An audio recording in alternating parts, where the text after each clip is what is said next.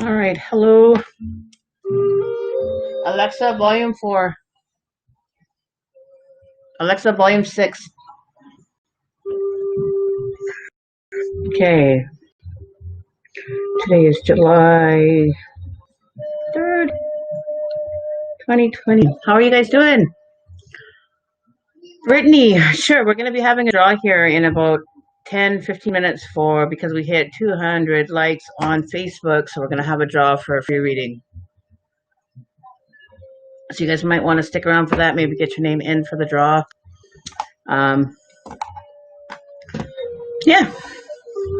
So let's get her started. So we have Holly so far. Let me get this shared out first, guys. I totally forgot I got to do my share out, and then we'll get started. Give me one sec here.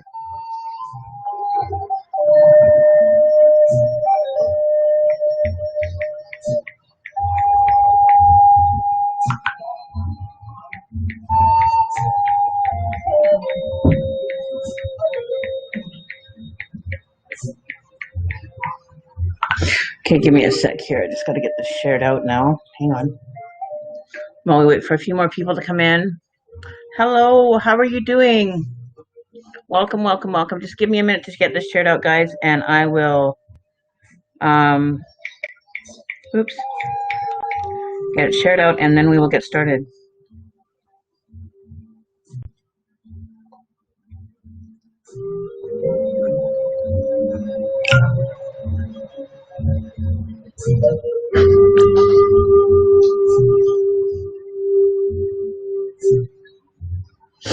And we're going to be having a draw in about, give me one sec here. We're going to be having a draw here shortly.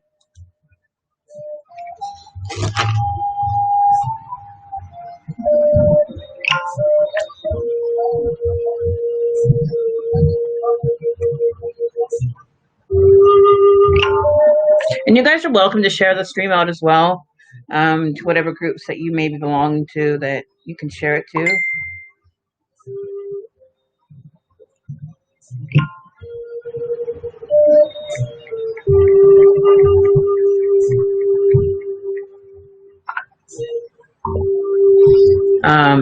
Give me one second. Let me get back to the chat here. Oh, wow. Chat is showing up here. We have Allison all the way from the UK. Yeah, we can do that. We're going to do a draw first, you guys. So we're just going to get, hey, Dominique, how are you doing? Yes, you can. So we have YouTube and Facebook at the same time. We're doing 2 platforms today. So if you don't see the person's name or the person I may be speaking to, what I'll do is I'll pin the comment on top of the screen, like in the lower left here. There'll be the comment, so you'll know who I'm reading. So if your comment's there, you'll know that the reading is for you. I'm not using my OBS software today because of the lag. I did buy a new computer, so hopefully we won't have a problem with the actual lag this time. So hopefully we'll have a perfect live stream this time around. So let me just finish the share outs and then we'll get started, you guys. Wait for a few people to show up and then we will, what we'll do is we will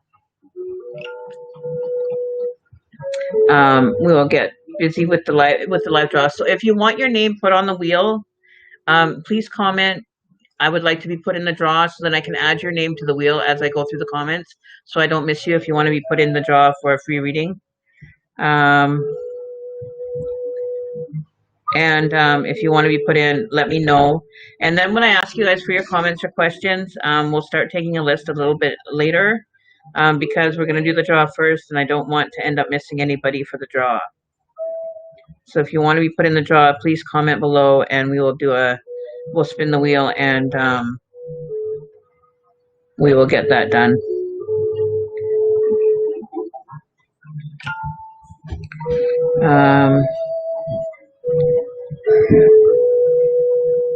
Just give me a sec here.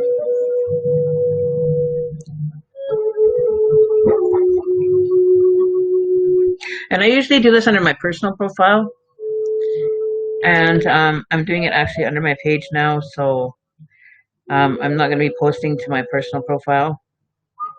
That way I can keep it quiet, or keep it business purpose only, and not have people messaging me on my personal page. So if you need to get a hold of me, you can reach me through my page. Excuse me.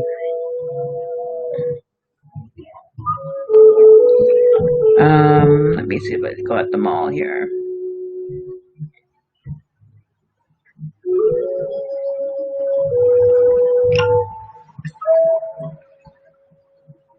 Okay, 1 second.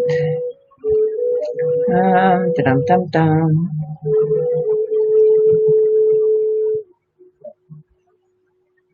Oops.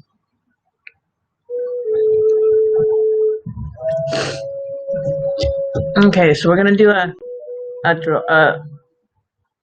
draw here in about another probably 2-3 minutes. We'll get the draw underway. I'm just getting my shares done here, so I still got a couple more, you guys. So bear with me, bear with me. I usually have this done before I start. I don't usually wait till last minute. I think that's it. Okay, so we're done. Okay, so what we're gonna do is I am going to. Oh. Okay, so let me write down your guys' name who wants to be put in the draw, and then I will add you. Okay. You like the flute? Oh, thank you. It's through my Alexa that I'm playing the actual music. So, Brittany Hammonds. Okay, I'll put your name on the wheel, Brittany. Give me a sec here.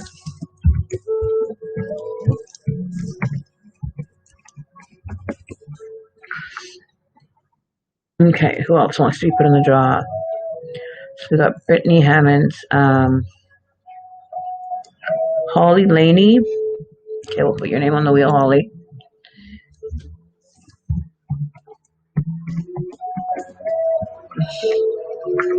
Okay, and who else do we have to add here? Courtney Page. Okay, we'll add you to the wheel, Courtney. 1 second.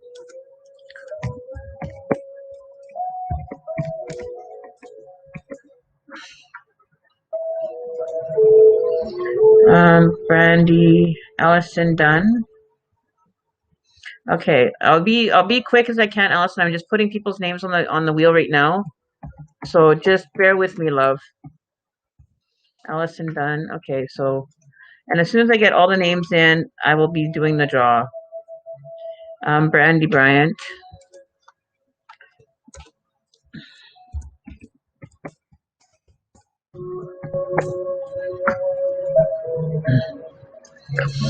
Okay. Thea Thomas. Hey, girl. Okay, so if you guys on the YouTube side want to be added to the draw, please comment that you'd like to be added, and then I will add you guys.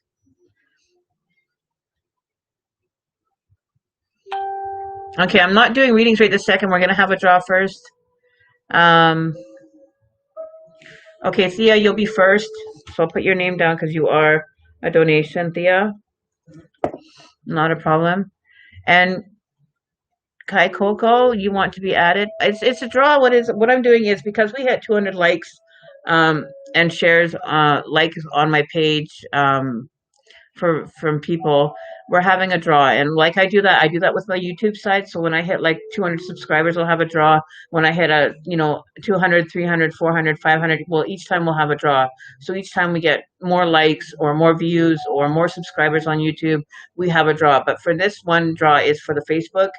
We ended up hitting 200 likes, so we're going to have a draw for a free reading, free 20-minute reading, and I'm going to give away 2 of them.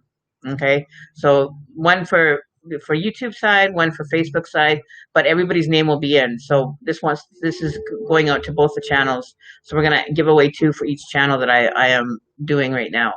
So if we were to have Twitter and everything else, then I'd add an extra draw or an extra prize for the people that tune in via that. So we are going to so Kai Coco, you want to be added to the draw or to a reading list? Yeah, Thea Thomas, you'll be first right after the draw. And then after the draw is over, then you guys can start commenting and we'll start the list then. So you have to stay tuned. Pimmy, how are you doing? Reading and draw, Dominique B. Okay, so we're just doing the draw list right now, so I will add your name.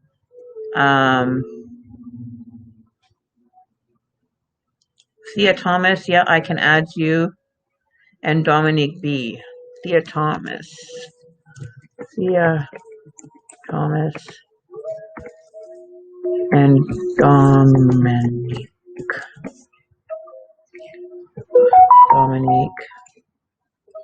Dominique B. Okay, so we have a few people on there. We're just gonna get started here. I am doing good. Hello, is that chat public, please? What do you mean, Noah, by is the chat public? Okay, so Kai Coco, we're gonna throw your name on the list. Why not? We'll throw you on there. You can get a chance to win free reading. We're gonna give away 2 20-minute readings. And then I have to write the winners up here. And then when you end up winning, if you end up winning the prize, you have to contact me through my Facebook business page. So we're going to give away 2 20-minute draws or readings for our 200 likes that we got. Okay, so what I'm going to do now is make sure that everybody's name is on here. So what I'm going to do is, so let me know if your guys' name is on here. Is everybody's name on here?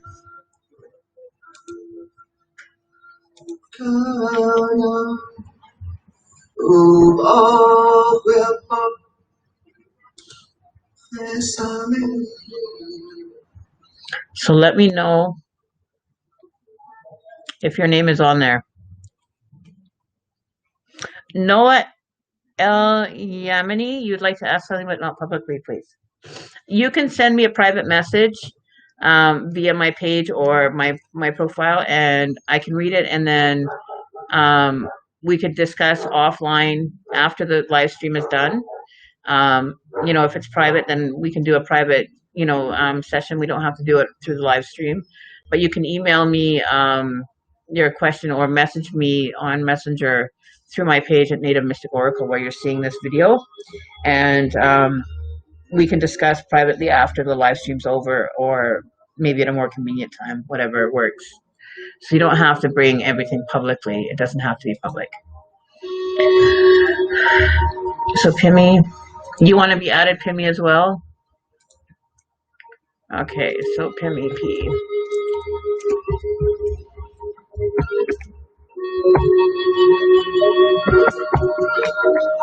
Okay, so we're going to do it now. That's it. Draw is closed. Allison Dunn, my Facebook page is Native Mystic Oracle.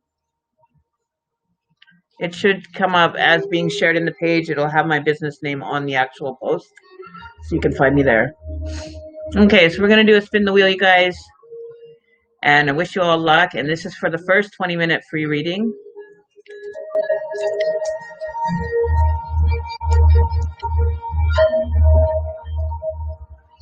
So Dominic B.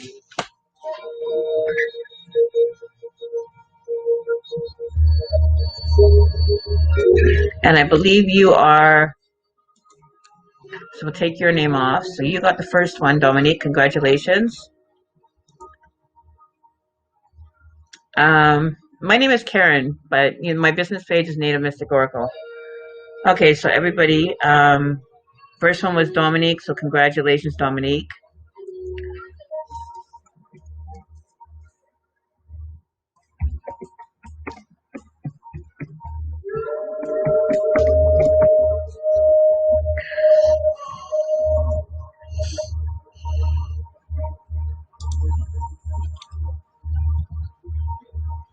Okay, hang on. I just lost the chat, guys.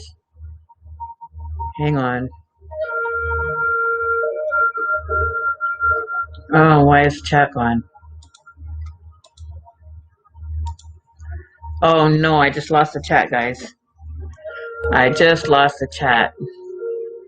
Okay, hang on. Let me see. Let's stop this. Let's see if the chat comes back. Uh-oh. I lost the chat. Oh no!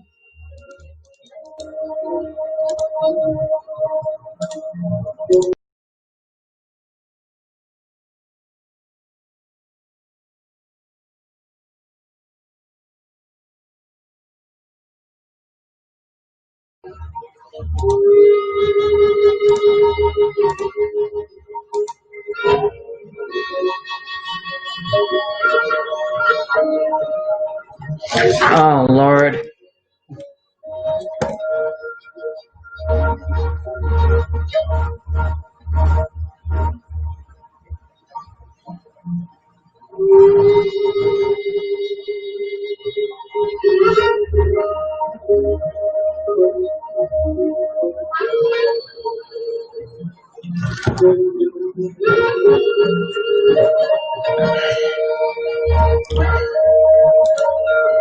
Okay.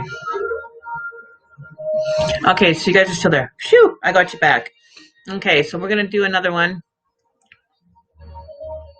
So Dominic B, contact me via, or you can email me. Give me one sec. I'll put the email address up so you can email me to contact me for your private reading.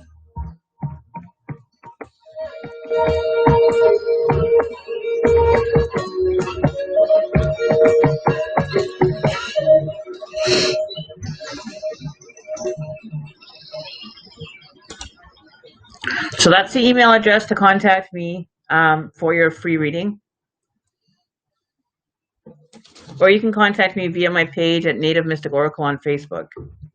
You'd probably get a hold of me quicker through the Facebook page, though, because that's where I mostly am getting most of my messages. And then we can actually put you in the scheduling. It would be better for Facebook for you to get a hold of me via Facebook at Native Mystic Oracle on Facebook. So, because then I can book the donation or book the appointment right there as well. Okay, so we're gonna go to the next one, guys. Let me just jump back over here. So we're gonna do the next wheel, next spin. Where is it?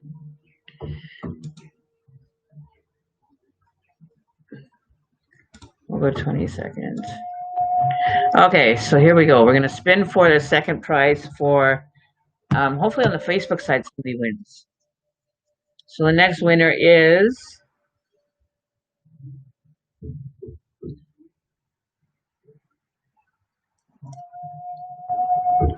Allison Dunn. Oh. Yeah, Allison Dunn. You are the other winner for the Allison Dunn.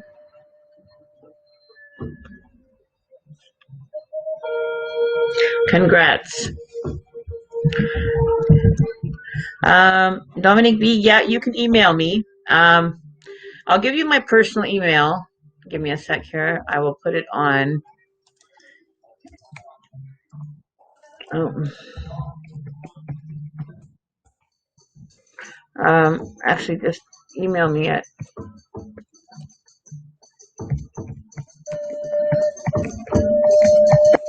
you can email me at this. You can email me at nativemysticoracle@gmail.com, and we will be able to get in touch that way. I can still schedule you through that. So if you don't have social media, you can email me. Okay, so there you go. There's the prices for tonight. We will be doing some free lives, so you guys can start commenting for a reading, and I'll start taking a list for your guys' reading while I smudge. You guys can comment. Oh, I need to grab a lighter. Hang on.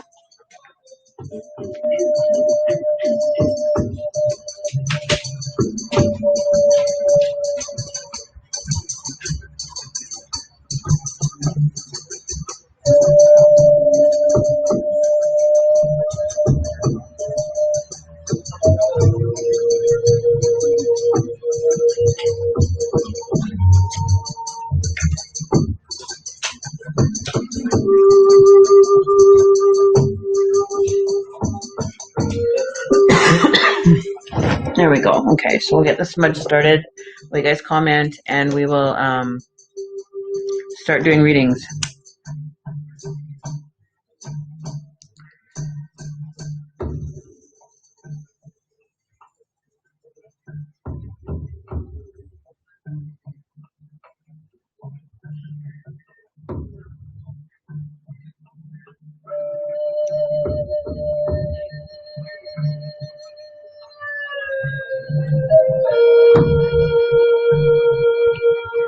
Okay.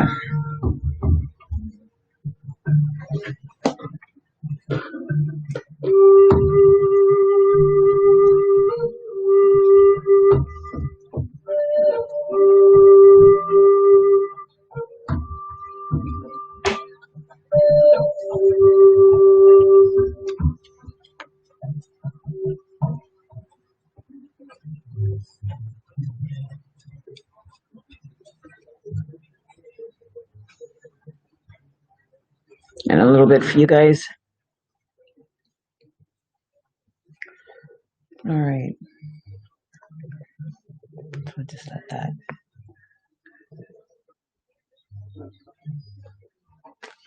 Okay. All right. So.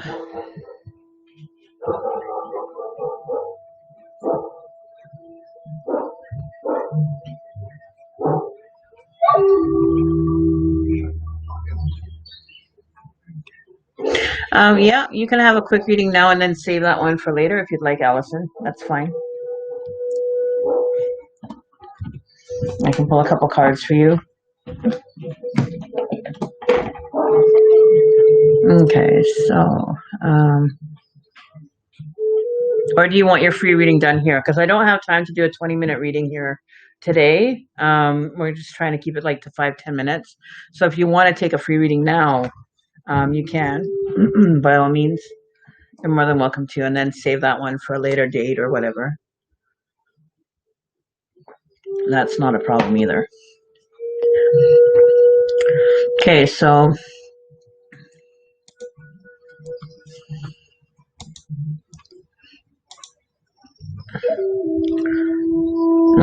the first thing is Thea, because she has the paid donation, and then the next person that comments will do for the next reading for the free list. And I'm going as the comments come in.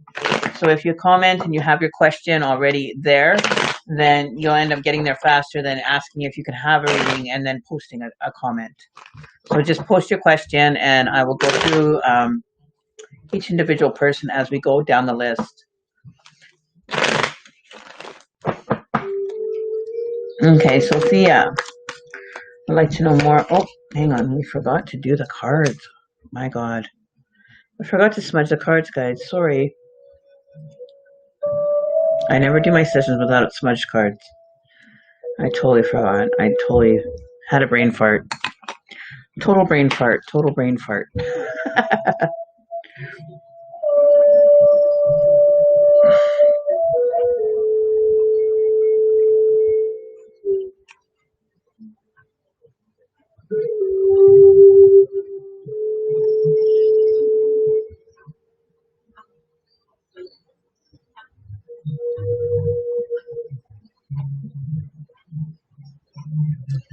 Okay.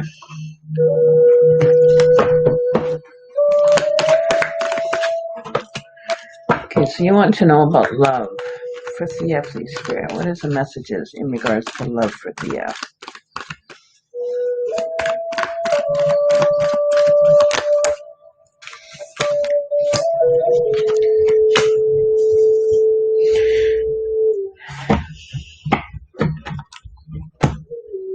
Okay. Thea, are you normally known to be very easygoing when it comes to your relationships? Um, Almost to the point where um, either that or that you've been kind of stabbed in the back by a partner. So either you've been walked all over, or you have a tendency to get to be the one that gets hurt in relationships. Give me a sec here. I'm just gonna go down in comments here for Thea. um,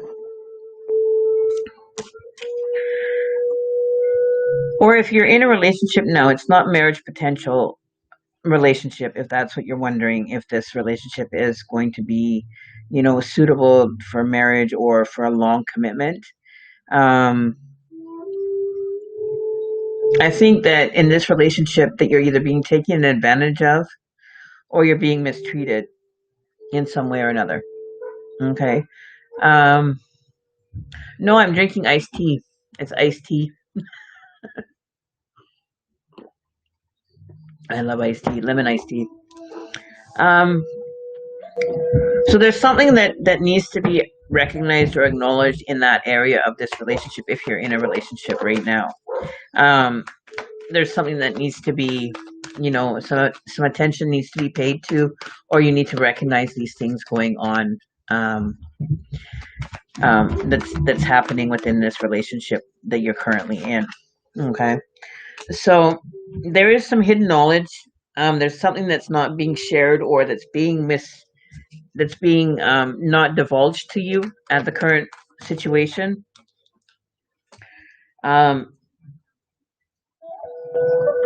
There could be gossip going on, or there is gossip going around, or there's things that are being shared that aren't being shared directly with you. So there's things that are being said behind your back, like that's where that mistrust, getting treated like you're being walked on all over. But with the Ten of Pentacles, I'm getting the sense that somebody is, if you see, she's kind of mimicking to her after she's walked by. So she's saying it as she's already passed, saying it kind of behind her back at her or being cunning, is what I'm kind of picking up with this one. So be aware of what's going on around you and the people that you're interacting with. Be a little bit more on point as to being a little bit more tuned in to what they're saying or how they're saying things. Because there might be something that might be a cue point there for recognizing where it's coming from, and maybe you can analyze it a little better. Will the truth come out? Let's see. Will the truth come out? You will see eye to eye. You will end up seeing eye to eye. So the truth will come out, but there could be coming with an explanation as to why it came that way or how it was done. And I feel that he's going to, maybe be the one that after being kind of reprimanded about it or brought up about it, he's going to maybe try to comfort or soothe you into seeing it the way that he saw it. So be objective when you're hearing the explanation or the situation coming out, or the information that's coming out. Be objective. Don't jump to the first reaction. Don't jump, have a knee-jerk reaction to the information, because there may be an explanation as to why it is that way. But, don't let your blinders, take the blinders off because there's something that's not being shared that you need to know about, that needs to be dealt with or recognized. Okay, love?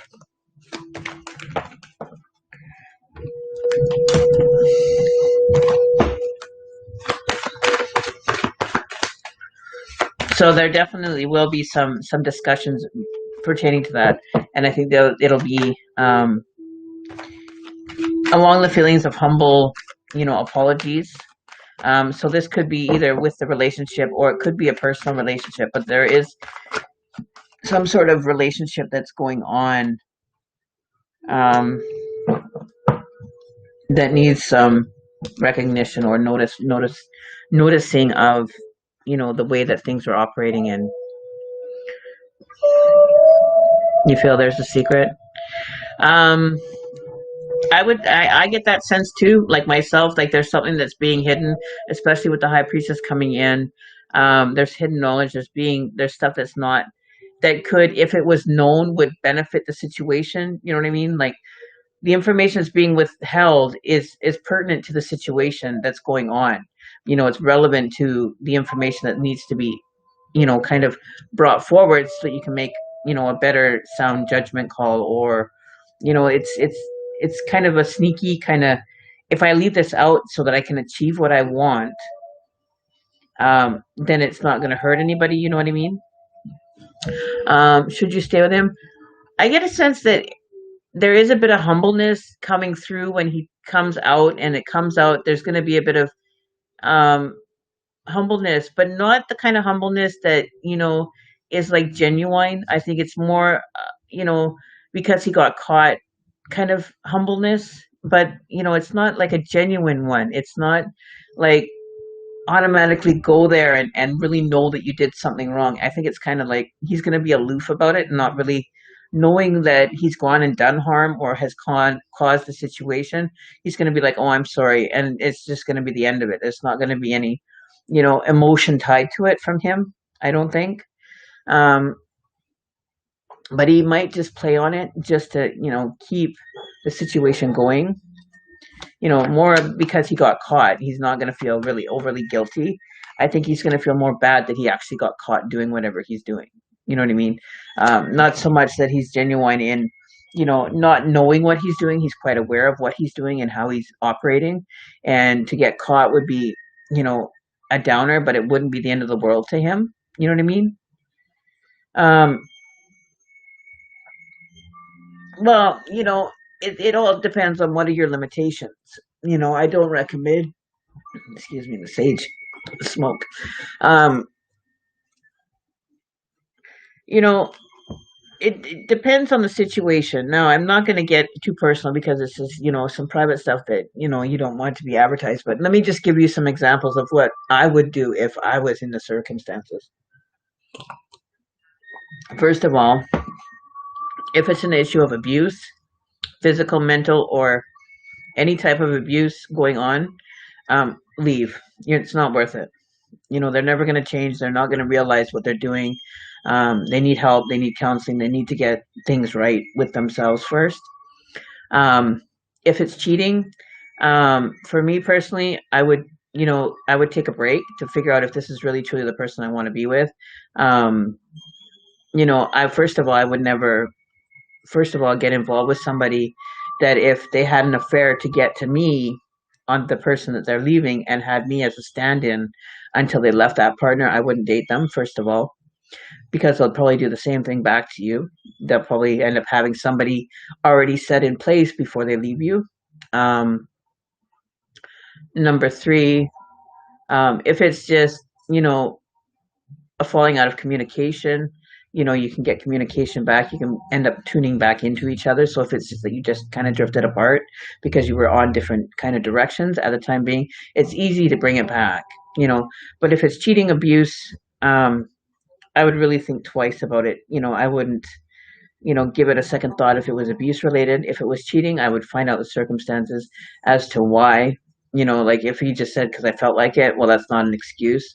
But you know, there's a reason why they did it, and if they give you a reason of, you know, you weren't available to me, or you know, things just kind of went in a different direction, then maybe it's time to look at the relationship to see if it's worth keeping around, or if you guys are too far apart or too, you know, gone in too many different directions and away from each other. If you've really grown apart and see you can't come back, then it's time to call it quits. You know what I mean?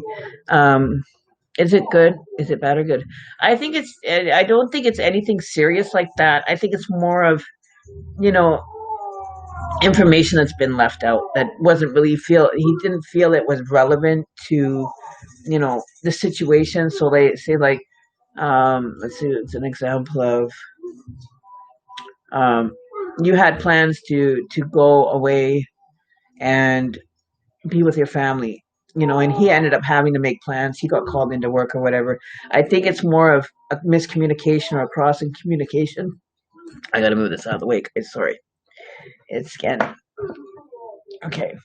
Um, it just wants, it's attracted to me. It just loves me. Um, but I don't feel that it's anything that can't, there's a justifiable situation. There's a reasoning behind it, but I don't feel that it's something that would be the serious nature as far as cheating or coming to be affair.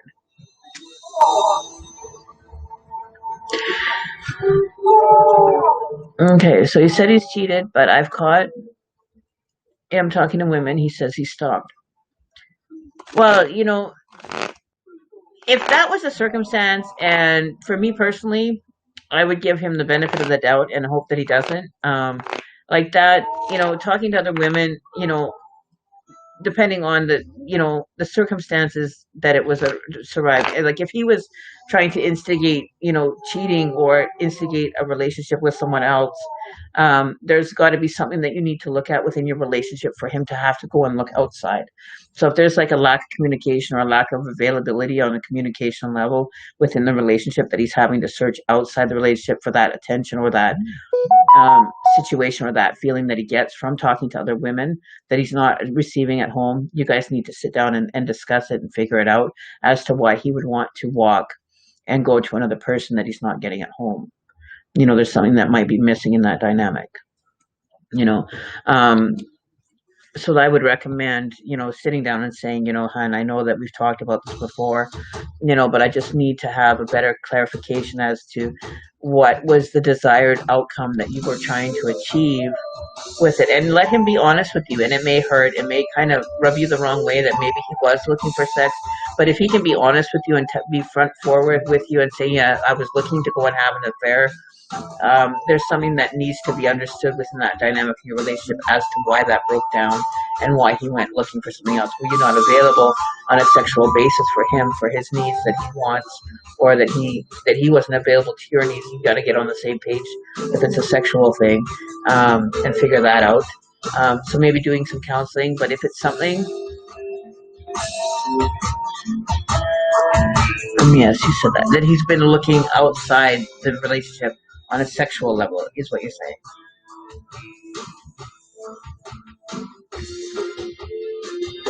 So maybe there's something,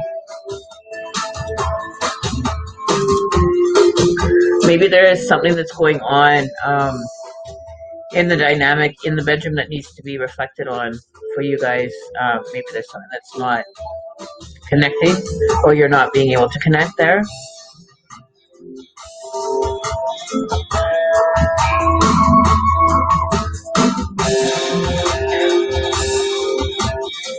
No, that's the old cycle.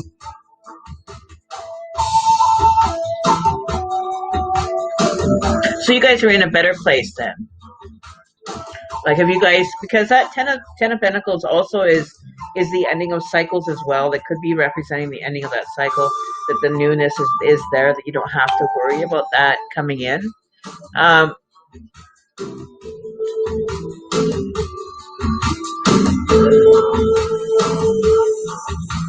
You know, if you guys have gotten past that, I would give him the benefit of the doubt and see how things go.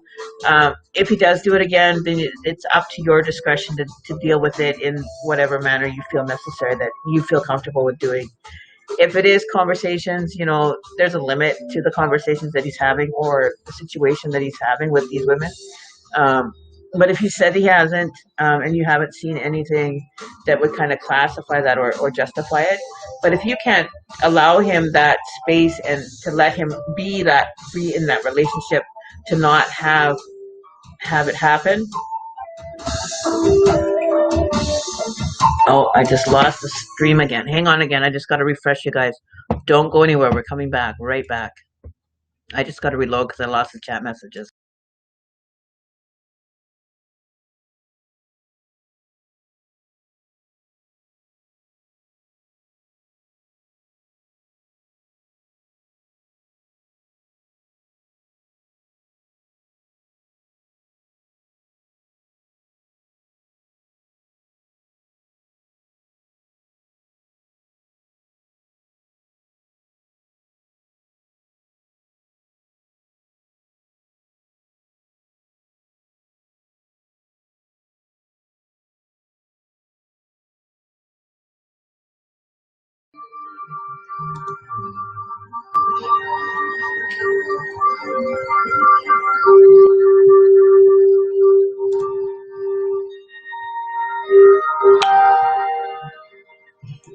Oh.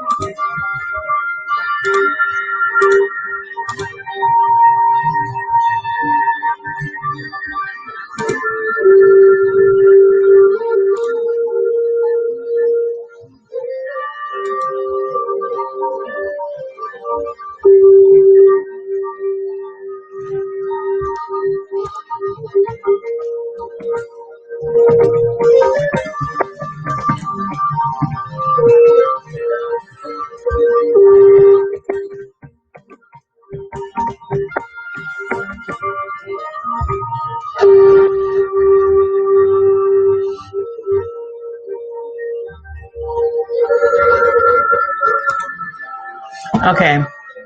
Allison.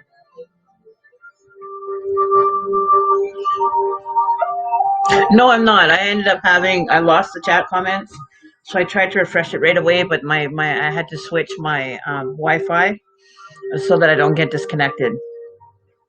Because I think I'm too far from my router, so I had to switch. So I'm not done doing readings, no. I'm just getting started.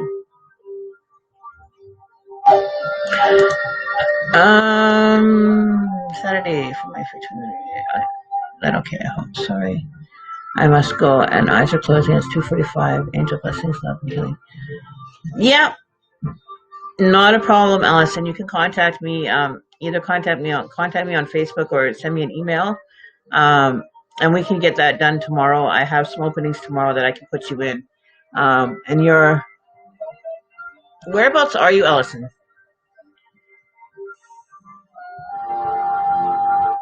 Be more observant, Thea. Now that you're here, Thea, I just caught your comment. But you have to, you have to either allow yourself to be trusting and give him that, if you have to extend it and not,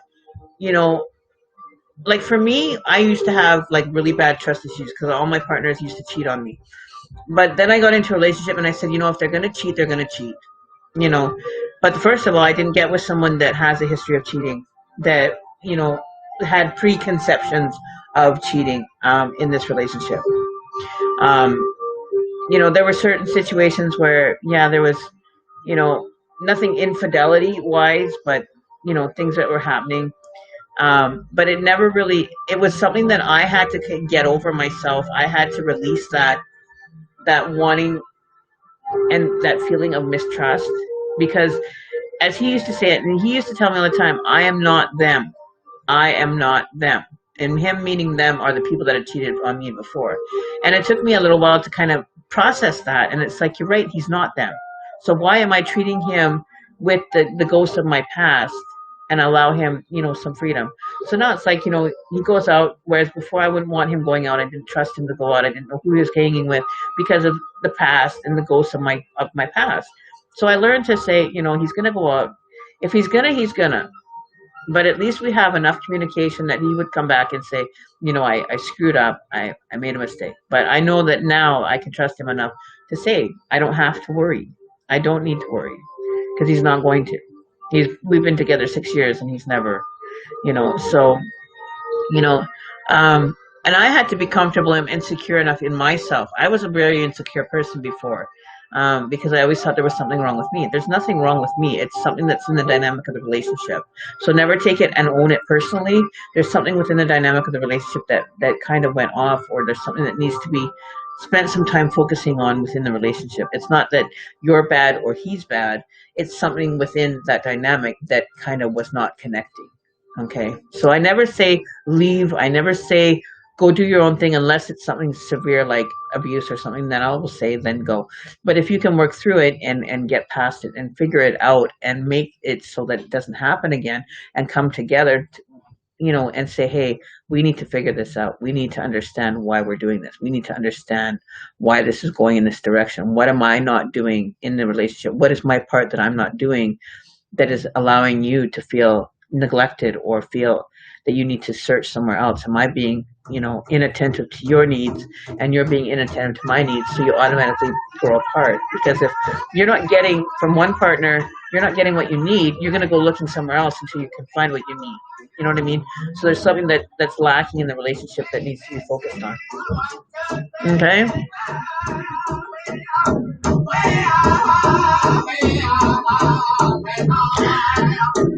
Well, a player's going to play, and saying that doesn't mean that they can't change and they can't grow up and they can't finally find somebody to fall in love with and truly be madly, deeply in love. Like, there's nothing saying that they can't do that. People can change and grow up.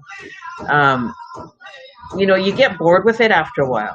You grow out of it. You literally do. I've seen people that, used to be players and they're grown now and they're like family men, the best family men you'll know, because they know what really is required, to keep a relationship going, but he actually tried it with you. He's trying it with you now, or he's done it to you in the past. So just be more observant of what he does, and watch out for those little cues that are giving to you saying we're back up to trouble, and call them out on it. Just be straight out. Just say, just be honest with me. That's all I ask, is for you to be honest with me, so that either we can work it out or we can go our separate ways if we can't figure it out. But the honesty still can be there, and it doesn't need to be hidden information or hidden knowledge. It doesn't need to be hidden from somebody else. I would rather know straight up front, even though it may hurt, to say, hey, I cheated on you. Okay, so what did I do? What was my part in allowing that to happen? Or what was I neglecting for him to have to go and search somewhere else? You know what I mean? So there was something that I wasn't doing to keep that relationship, in check, and be in check all the time, and check into the relationship. Trying to be good with me. Okay, so you ask him, say, I'm giving you this opportunity to prove yourself. I will trust you again. I'm not going to be as invested until I know you are, so that I don't have to, go through an emotional breakdown afterwards, because it's a lot easier to check out if you're not fully checked in at the same point. But you have to kind of step back a little bit and allow him to come forward and prove himself. Well, you step back and say, okay, well, now I have to see the goods before I buy them. I got duped the first time. I'm not going to get duped the second time. So if I seem a little bit weary of you, this is why. This is why I'm stepping back. I may not, be like right in there. I'm not gonna, if you're gonna do it, you're gonna do it. There's nothing that I can do to stop it because you're just built that way or whatever's going on with you. You need to figure that out. It's got nothing to do with me because I'm all good. I'm all right. But you need to understand that there's something that needs to be worked on with you, and you need to figure that out. I'll be here to support you and help you, but I'm not going to be 100% of me. I'm going to go 50%, and you have to come 150 now. You're only going to give 50%. He has to do the 150. He has to carry you along the last leg of the race now to get you to trust him again and carry you across that finish line. You know what I mean?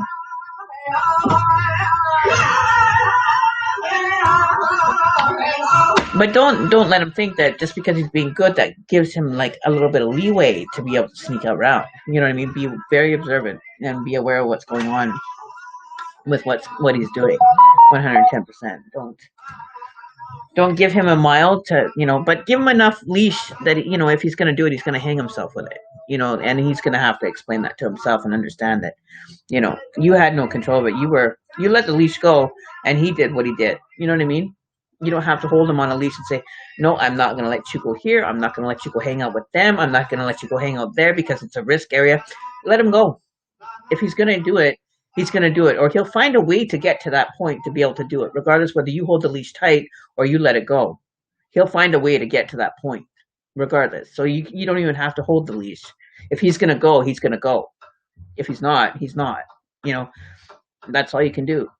You give him that trust and say, I'm opening myself up to being vulnerable, and it's okay to be vulnerable. It's okay to let yourself be a little bit vulnerable and feel a little bit raw. But he's going to find it whether you hold the leash tight or he'll fight you the whole way. You know what I mean? So he's the one that has to be accountable for his actions after this time. And it's totally on him what he chooses to do, is what I'm saying. So let him make the decision. He has to, sit there and explain to himself why you're not there. You don't have to listen to his explanation if he does it again. You just walk and say, see ya, I'm done. I gave you one more chance. You blew it, and I shouldn't have given you that chance, but I did because I wanted to see if you were genuine. Then do it. If not, then don't do it. It's totally your call. But you have the options. You know that if you do, that if he does again, that how are you going to react to it? How are you going to respond? Are you going to give in again and allow him to take it for a third time? Or, like that sword in the back, are you going to let him keep putting a sword in your back until you are dead? Until you've absolutely given everything you can to change, which he's not going to change. This is his one chance to prove that he's changed, and that it's up to him now to carry it through. And if he doesn't, then, it's a wasted battle. He's not going to. Whether it's you or the next person, it's going to be the same if he continues down that path. But allow him the freedom and to make those choices. And if he's tempted that much by someone, then he's really got to have something up here that he needs to figure out. It's not you. It's up here for him.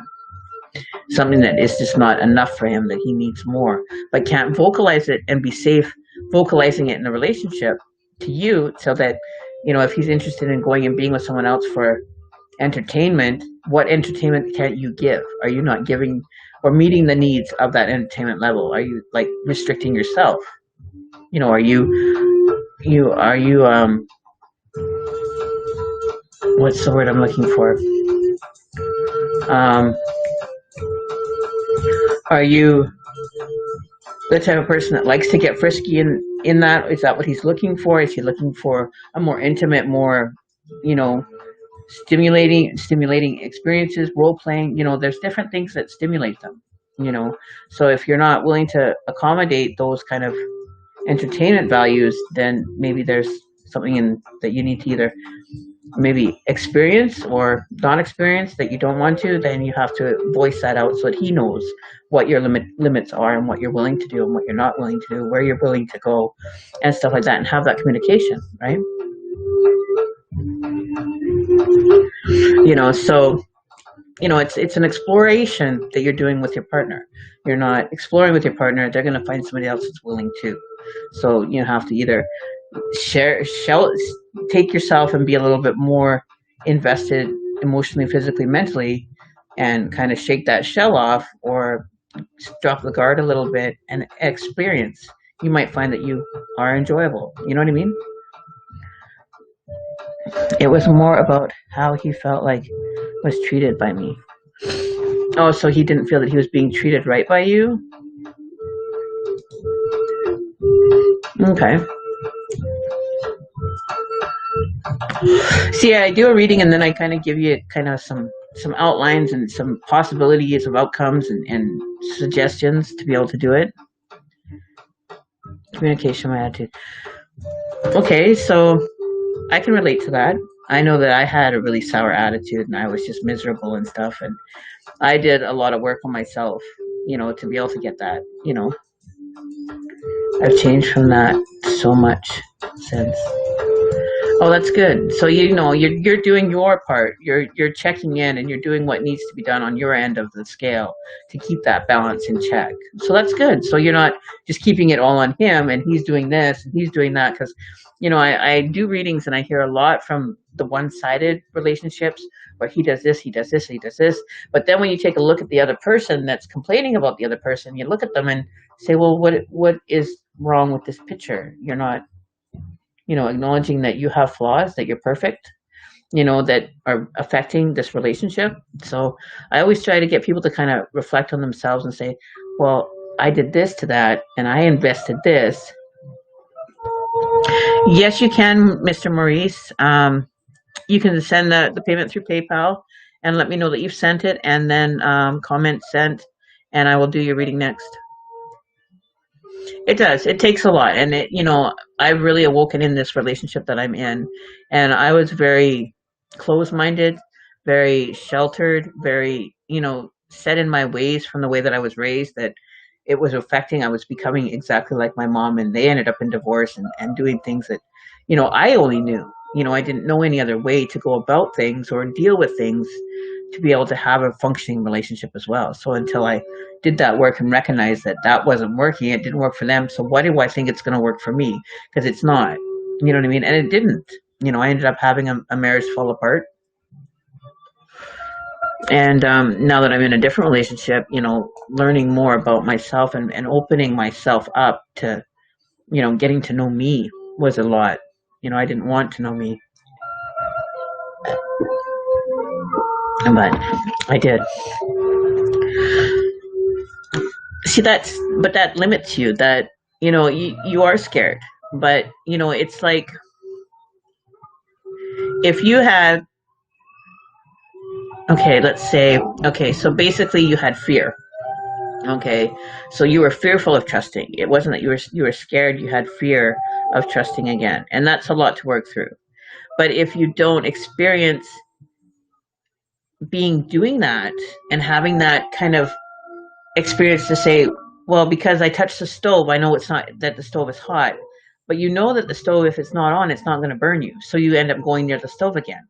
But if you were to touch a stove and it was hot and it burned you, and you would never touch a stove again, what logic in that is there? If you need to cook and you need to get things done and you want to be in relationships, if you get scored once, you still walk away from that relationship and enter into a new one, carrying that baggage with you to the new one. So then you have no trust in the next one because of the heart pain that the person has caused you from the previous relationship. You carry forward and you haven't worked through it and say, well, they're not that person, so I have to trust them. They haven't given me any validation to why I shouldn't. So you walk in open arm and and then they hurt you and then you coil back.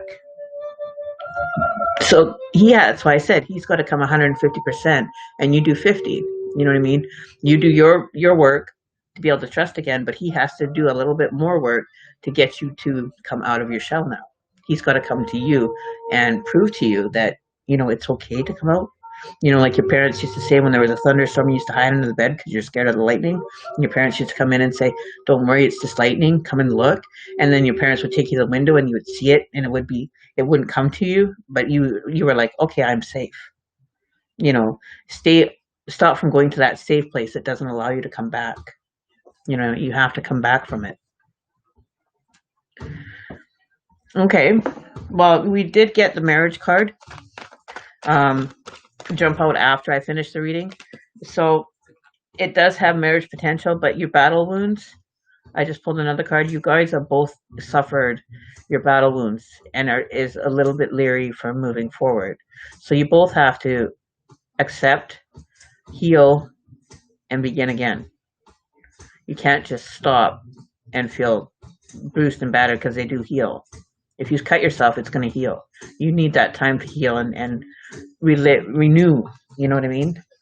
So you need to have that cycle of hurt, heal, start again. Hurt, heal, start again. And every time it's a cycle that you go through. You always heal from the situation. But you're a little bit more leery the next time, but you be more cautious, not so much fearful. Like, there's nothing to fear because there isn't anything proven that, false evidence appearing real is what my mentor tells me, is that's what fear is. It's false evidence appearing real.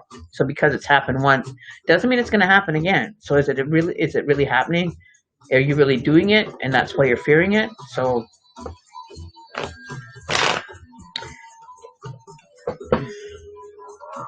Sabrina Burmine, to skip the line and get a more intense reading, it is donation. The free readings are very general, very basic, very, not very long. So you will end up getting a longer reading if you do a donation reading. So Maurice, so I have another donation here come in here, Thea. So I'm going to move on to the next one. I got it, Maurice. So we'll get started with Maurice.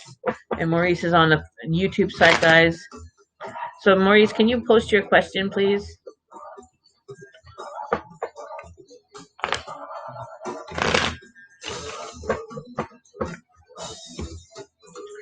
The essence. Hang on, let me just go and put that up. Okay, so if you want to get a reading, there are free readings. Okay. Let me just go here for a second. So there you go, guys. That is what it is for the readings. There are free readings, but donations come in priority. They get priority, but there are free reads after donations are dealt with. So Maurice Evans, what do you see for my current job and money? Let's see what's going on for your current job and money. Give me one sec here. Oh, that's burning good. So Maurice, let's see what's going on in love your job and money. Something going on in love, because love came in there. I don't know. So let's see what's going on for Maurice with his finances and his job. Okay.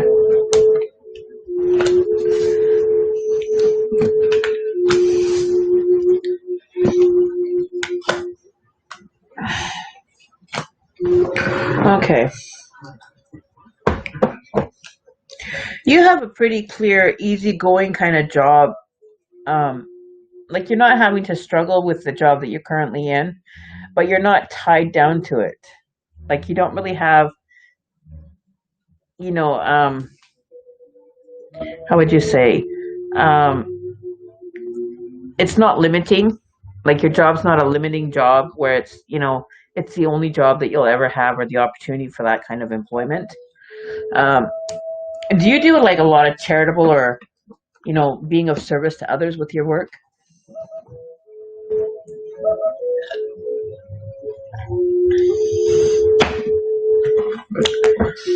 Sabrina Burming, yes, I do. I do mediumship. The essence, try again. Just go to it's paypal.me mystic shaman 333, and then you'll see like a tarot card, a black tarot card that's my picture.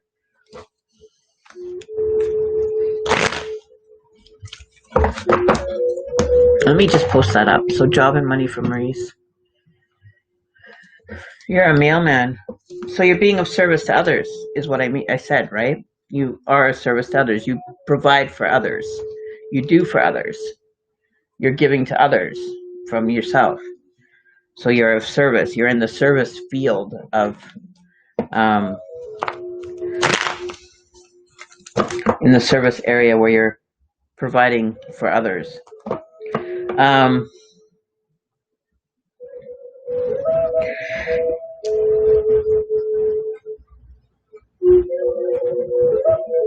in that case, if you're in the field of, see, like you don't have any challenges, like it's not a very challenging job. So if you're wanting a more challenging job, maybe look for something else. And you don't really have a heavy workload. Okay, so and it's not really constricting. It's not limiting, and you're not tied to it. You don't have to stay with it. So if there's another opportunity that you'd rather choose to be doing that maybe is more labor intensive instead of more physically demanding, more, workload wise, if that's what you're looking for, then go look for that kind of work, because this one is not gonna. You hate being a mailman? What part of the hating of being a mailman are you disliking the most? Because a mailman, you deliver mail, you walk, you get exercise, you got everything, you deliver mail, you give people their mail, you deliver, you get exercise. The only thing that I wouldn't like as far as being a mailman would be the weather. That would be a downfall for me, like having to go and work in the rain, snow, and all that kind of, the weather part of it is what I would dislike. But otherwise, I would enjoy it. Personally, myself, I wish I could go be, I've thought about doing it, and until I get my actual license, then I will be able to go and apply. But I don't have a vehicle to get around right now to be able to do it. But I've even applied, and because I didn't have a vehicle, I got denied. But they were willing to hire me, as a mail delivery.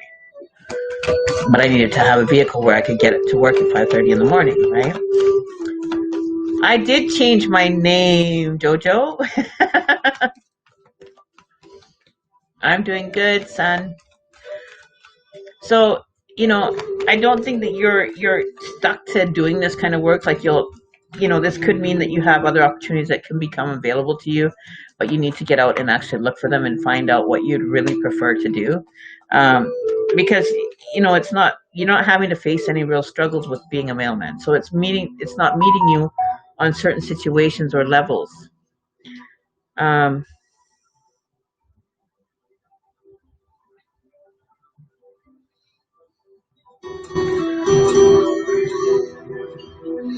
So I received the essence. Is that Elizabeth?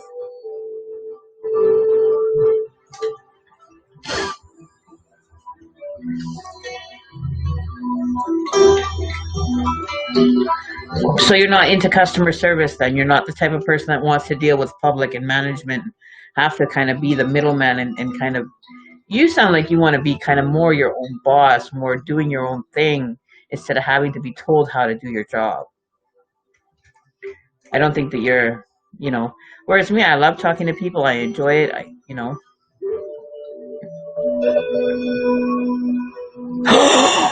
Oh, Jojo. Oh, no. So the cards came true. Oh, wow. I told you something was going to happen with that. Okay, so Elizabeth, I got your payment. Son, Lehman, okay, we have a donation. So the free list takes the essence. Okay, so I'll put your name on the free list, son. And if I can get to you, then we'll get to you.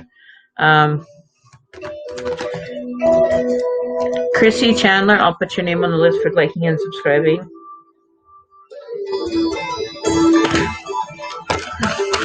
Okay, so the essence, I got your donation. So you'll be next. So Maurice, I think that this is not constricting, or it's not something that you have to be tied to, that you can stay having to do for the rest of your life. It's not conforming, or it's not restricting you. But if you're not enjoying it, then by all means, start looking at other options. Maybe look into the fields of maybe trying to be your own boss. Things that are going to be more inept to you that you're wanting to do, right?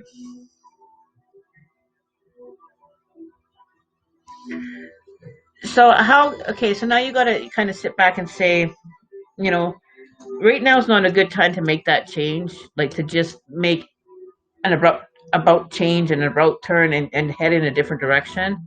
You want to kind of bring it in where you're kind of transitioning into it. So however that,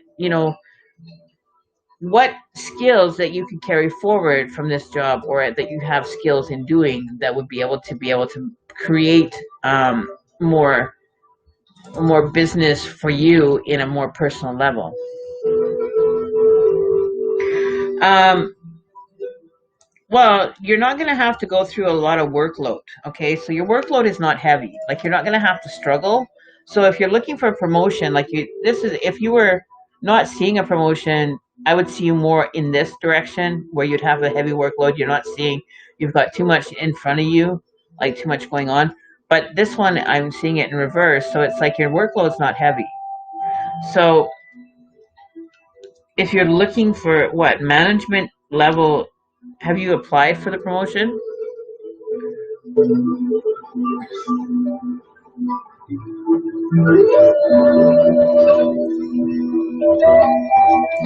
You went from boss to employed as a worker. Hard. So you went down level. You didn't go up level. How did they manage to do that on you?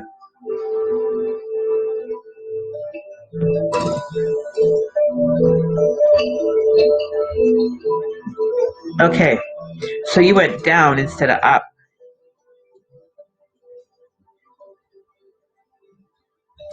But I'm seeing you as not having challenging work.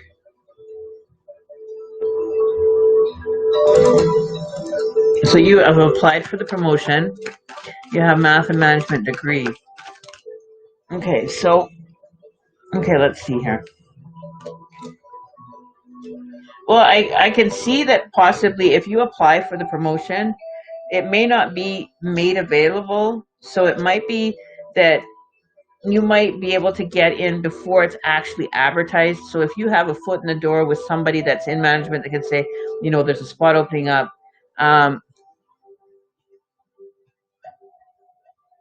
No, I lost the job that I had for 20 years and applied for the UPS job. Oh, I see, I see, I see, I see. So you want to know if you can move up the ranks within the dynamic that you're in now. I don't see why you're not going to be able to. Um, but to put yourself out there and let them know and perform so that you can lead and show that you can be like the team leader, like of a group of people. So if you're kind of managing, like a micromanaging a few other drivers or something, and show them that you have the skill set, I don't see why you wouldn't be able to do that. But if you don't communicate that to the work or communicate that to your employer, you know, that this is what you're interested in, this is what you want to see yourself doing, this is where you want to kind of see yourself advancing to. If they don't know, they're not going to kind of say, well, I know that so and so was looking for an advancement. You've got to either communicate that to them or be in communication with them to let them know that that's what you're looking for. If you're just going to kind of stand around and wait for a promotion to come along your way, you might be waiting longer. But instead of putting your foot out there and saying, listen, I want to, see if there's room for promotion here, room for growth, I would like to be the first one to kind of be on your list and be, and then they can start reviewing you.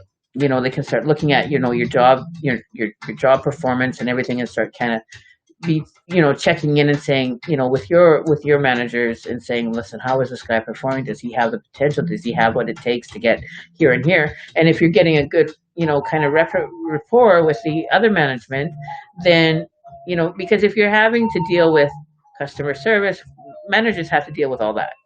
You have to deal with all that, with management. So put your foot out there, put your kind of yourself out there to be able to be seen. Okay, but there is possibility for room for advancement into a management with less working, less struggling, having to struggle so much, in the cards for you. Um, I feel that it might have to be that you might have to maneuver a little bit, kind of under the radar, to get to where you want to go to a certain extent.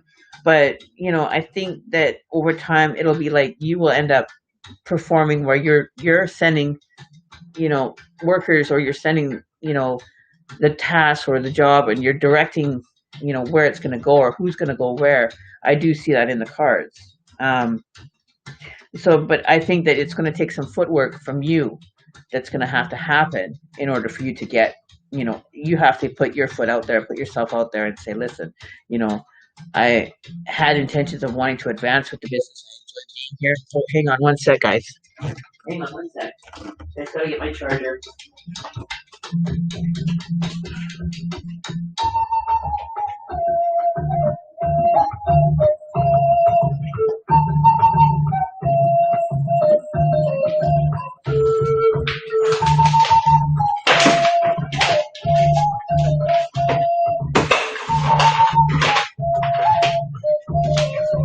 Hang on one sec, guys. Hang on one sec.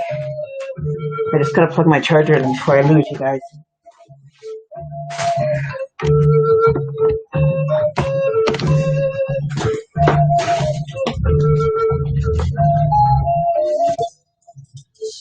There we go.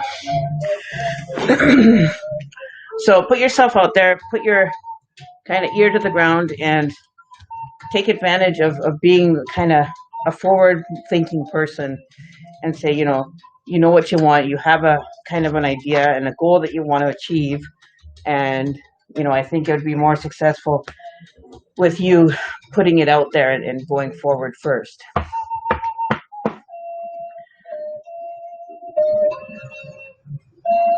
Yeah, so I think you will be successful. I think you will achieve it. Time frame wise, let's see. Time frame wise for that, within the next 10 months, depending on how, things, it could be a little bit before you see, room for advancement with what's going on, of course, because of the circumstances of everything that's going on with this COVID and everything. You might see a bit of a delay, though, like up to 10 months before you'll see some action and start seeing things moving. You know what I mean? Because there's so many restrictions right now. Oh, thank you, Lisa. Okay, so next on the list is the essence. Are you still here, the essence?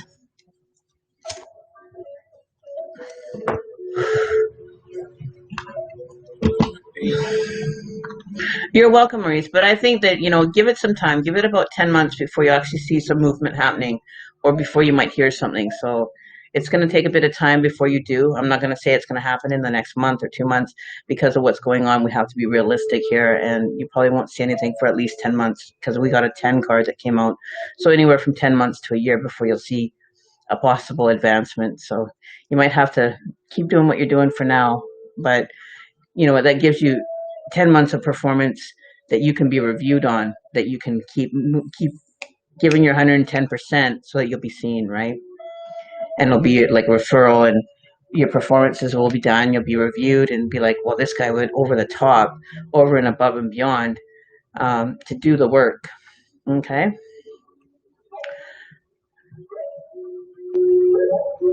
Oh, you can post it and I will see it. Just post your question, Essence. Oh yeah, she's pregnant. She's Mama Cat. This is Miss Muse. She's my muse. Mama girl. Musey.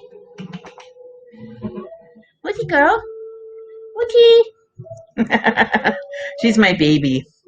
She's so tiny too. She's having babies. She's gonna have a couple babies here in a month or so.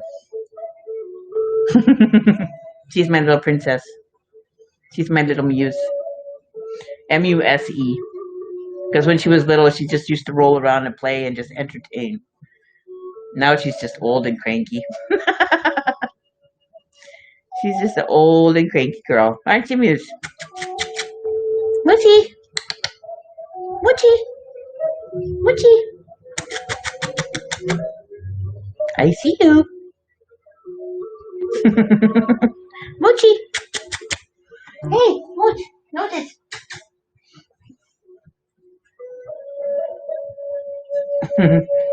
She's my baby. Shatoya, hey! Hey, girl! Hey! The essence, okay.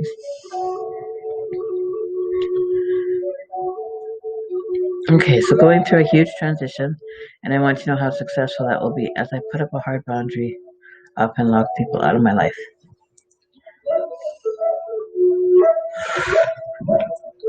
Okay, so going through a huge transition.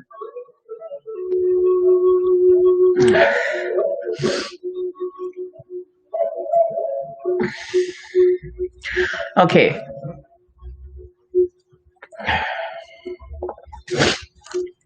Sometimes I do readings without cards too.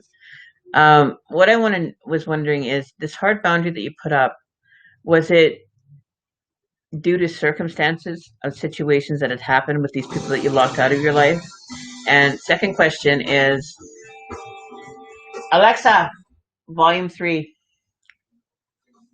No, Alexa, Native American music. Playing Native American music on Amazon Music. Alexa, volume 6.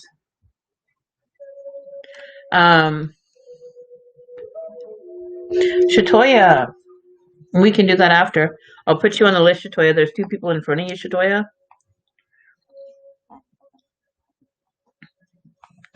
We're just doing the essence.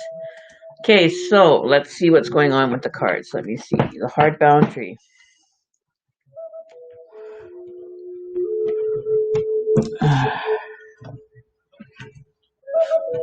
So this hard boundary has caused you to have to shut people out of your life due to a situation that's happened with you, or was it just personal choice?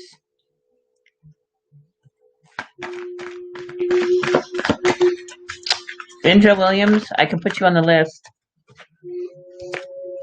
Was this a divorce?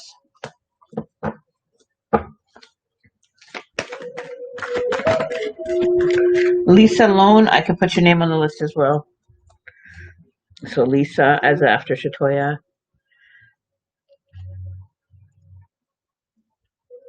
Oh, no worries, Lisa. Don't worry about it. That's okay. Had a lot of losses here so far. Okay.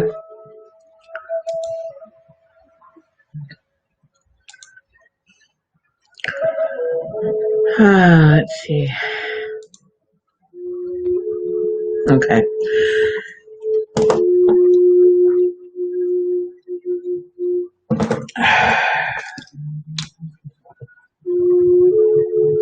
Okay, well, this card came out for you. So you're walking away from a lot. Like you've walked away from a lot. Okay, so that's definitely connecting with your energy here.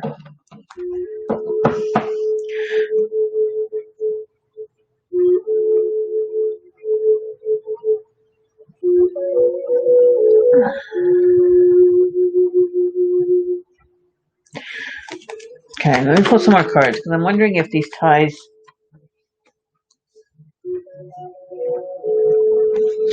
Okay, well, there's new things coming in for you. So you had to let go of the old for this new to come in.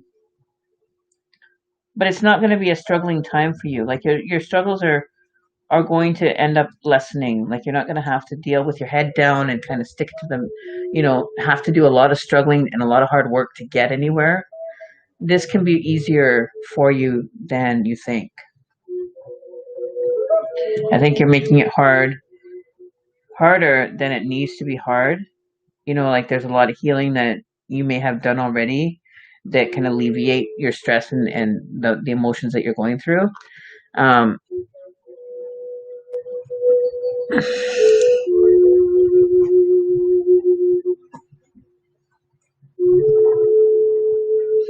Okay.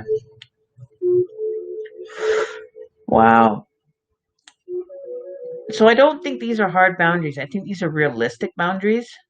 You know what I mean? I don't think they're hard boundaries. They may feel hard to you because you do feel guilty because you want to be, giving. You don't want to have that sense of um, obligation, um, but don't feel it as guilt. For the 19-year-old, first of all, they are responsible now. They are adults. They have to be responsible for themselves. You've done your work. You've done what you needed to do to teach them for the last 19 years how to function in the real world, what they need, the tools you've given them. You know, um, it's time to put that and say, listen, I've taught you what you needed to know. I will be here if you need support. I will be here to offer you guidance. I will be here to offer you a safe place to come when things get tough, but I will not help you get through the struggles that the rest of the world that we all have to face on a regular basis. You know, your job as teaching, it never ends and it never stops being a parent. But at the same point, there is a boundary where it says, okay, now you are here. You're no longer here on my chest. You have to stand on your two legs that I've taught you to stand on for the last 19 years. And it's hard to do. I know I've done it 3 times with my kids. I still, help my son out because my son's moved back home. He pays rent and everything, but he couldn't afford to live, where he was living, and basically didn't have his own room. He was living in a 1-bedroom with him and another fellow, and he was basically sleeping on the couch. So he had asked mom. He said, "Mom, do you still have that spare room available? I was wondering if I could come and rent it."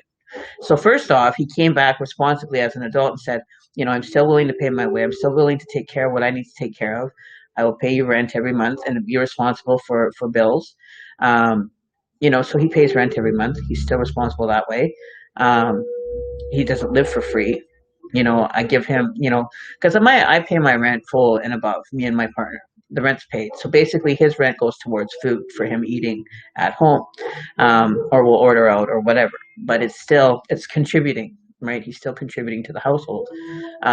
So I said, sure, no problem. If that's what you want, that, it's not going to be a free ride. And he's like, no, I know that's not going to happen because that's not what I want. I want to be responsible and be paying that. And that's because of the way that we raise them, that you have responsibilities. You can't just flow through life and just get everything a free ride. The free ride stops. You can run so long on a tank of gas before you have to put gas in again. You know what I mean? Responsibilities. You need to be responsible. And if he doesn't know how to be responsible, then he better learn real fast and learn it quick to get through life, because you need to be responsible. You can't just, lollygag through life anymore. The free ride's over. You've had 19 years to get yourself ready. It's time to get ready. And now you've got to prove yourself, provide for yourself. Responsibilities. What if you were to be gone tomorrow? What would he do? He would have to struggle and he would have to get by. He would find some way to survive. You know what I mean? Not to say that you're going anywhere, but what if you weren't available and you weren't able to do it for him? What would he do? Would he just live out on the street? Would he just, you know what I mean? It will kick in. It will kick in. Okay.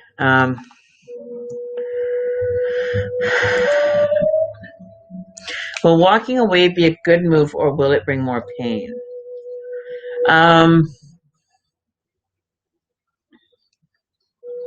I don't think walking away would bring you more pain.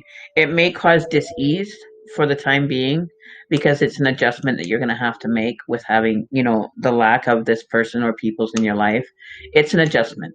Okay, so you're going to have to find other ways to accommodate that, that socialization with other new people in your life. Getting out and being social with new different people might bring you something in return. You know what I mean? But what if whatever has happened in the dynamic with what has already left your life is just that? It's no use to you anymore. It's not available to you. So you have to find other stimulating situations or people, places, and things to get by. And it kind of frees up time for you to look at yourself, do things that you want to do without having to accommodate so many other people in your life. So it's kind of being selfish, but being selfish in a sense that it's helping you grow. It's helping you form into a different person and be able to invite more opportunities to come into your life instead of being, tied to certain things. Like, you're not chained and bound to these people for the rest of your life. You can still have interactions later on, but I think maybe the time away to kind of see that for yourself and not have to be, you know, um,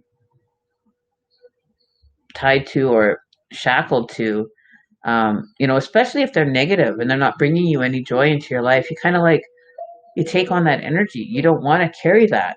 Why would you want to carry more work or more people that you're having to be giving more extra time to and not enough for yourself?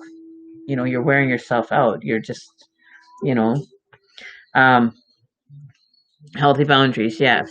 So, hi, Miroslava Dre from Miami. I was going to take a trip down to Florida too, by the way. Um, okay, Lart, I will put your name on the list. And who else?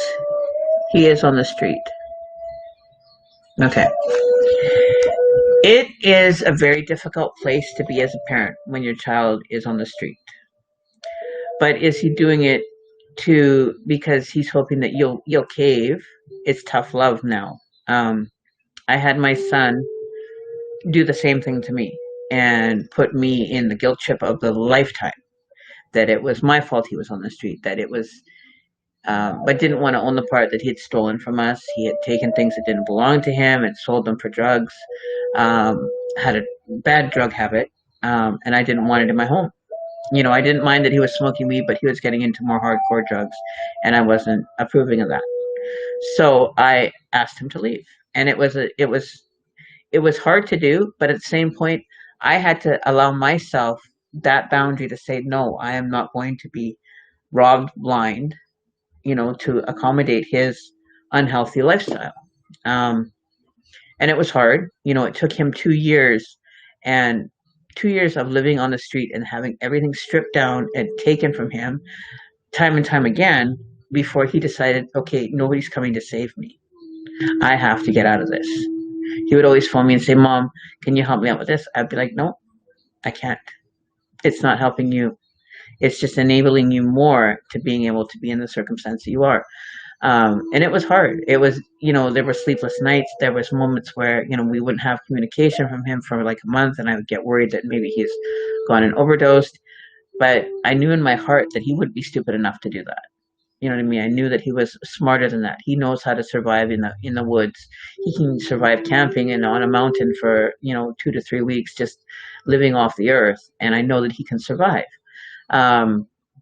His circumstances weren't great, but I couldn't allow myself to go and be saving him because of the choices that he made and the actions that he had to be responsible for the outcome that he created. It took him 2 years of living on the streets in my local area and going through hell, literal hell, before he woke up and said, I'm going back to Edmonton, where I know I have my friends, I have support, I have people that I can, room with, and now he's back where he belongs and is paying rent. He's got, things going on for himself, and he's finally back where he needs to be. If he would have asked me to pay for his plane ticket or to pay for a bus ticket for him to go home, I would have done that. But he never asked. He just asked me to accommodate him with money and stuff so he could get by on the streets. I wasn't doing that either. But if he would have asked me, and all it would have taken was, Mom, can you pay for my ticket to go home? I would have said, yes, I will do that. But it never even crossed his mind to even ask for that.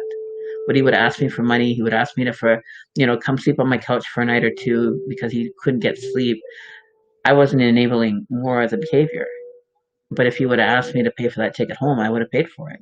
You know what I mean? So you have to kind of let them grow and let them kind of experience the full experience, because he hasn't hit rock bottom. He hasn't hit the lowest point of low, because you'll always be there to kind of rescue him. And that's where you kind of have to say, no, I can't rescue you anymore, no matter how hard it is. And it's hard as a parent to let your child kind of be out there in those circumstances. But at the same point, you're not allowing them to grow and understand that, what are you going to do if I wasn't here? Is it helping you in any way, shape, or form for me to keep rescuing you. It's not teaching you or allowing you to understand the dynamic, right? Um, Chrissy, no, you haven't missed your turn. But the Essence did a large donation, so she gets a few more minutes than normal. Um, so, with all that said and done, I don't think that this is um, something that you should look at as a negative or a loss. I think it's more you need to look at the opposite of saying, now it gives me some time to be able to work on me or be able to do what is making me happy instead of being, you know, having to give and give and give. And, the result is the same. What is the saying? Um, Doing things over except expecting the same result. Hang on a sec. Hon, what is that saying you say about expecting the same result?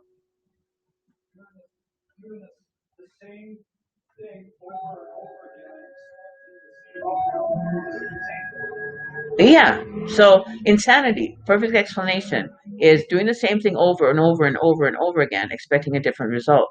That's insanity.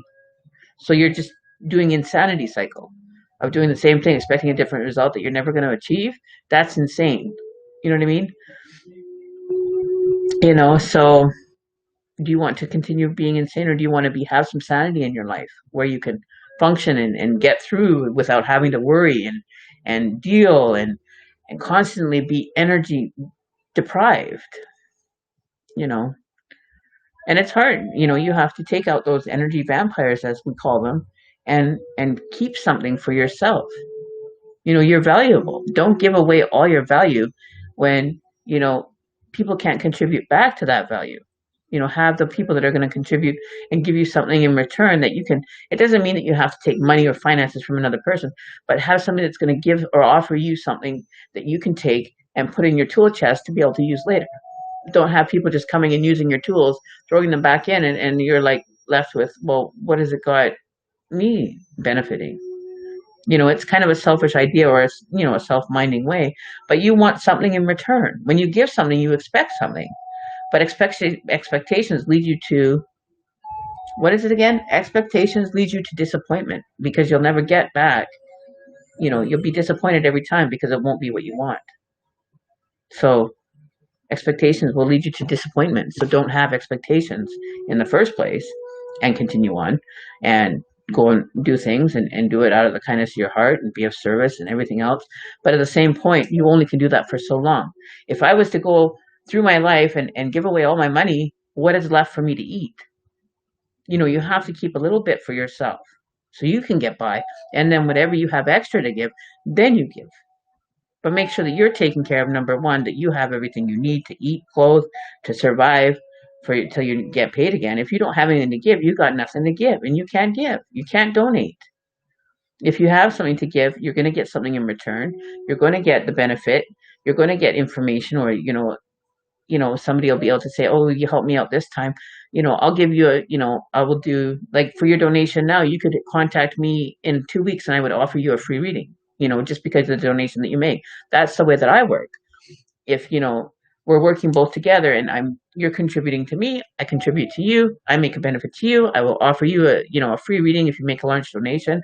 So, like, 2 weeks, if you were to say, Karen, I'm kind of hard for money right now, but I could really use a reading, I'd be like, hey, sure, no problem, because you gave a donation in a large amount the last time. So if you phone me up and say, Karen, I know that, things are tough right now and I can't afford it. Can you help me out with a quick reading? Sure, no problem. When you get back on your feet, then you can contribute or whatever, or we can go on a payment plan. You can just pay whatever or pay small amounts. I'm workable. I make things work. And I make it so it's workable for the other person. So your other person doesn't have to give everything they own just to have a reading. I'm very flexible, and that's the choice that I make. Other readers are like, no, I want payment, blah, blah, blah, this and that. I'm not like that. You message me and I can sit down and talk with you and give you support after.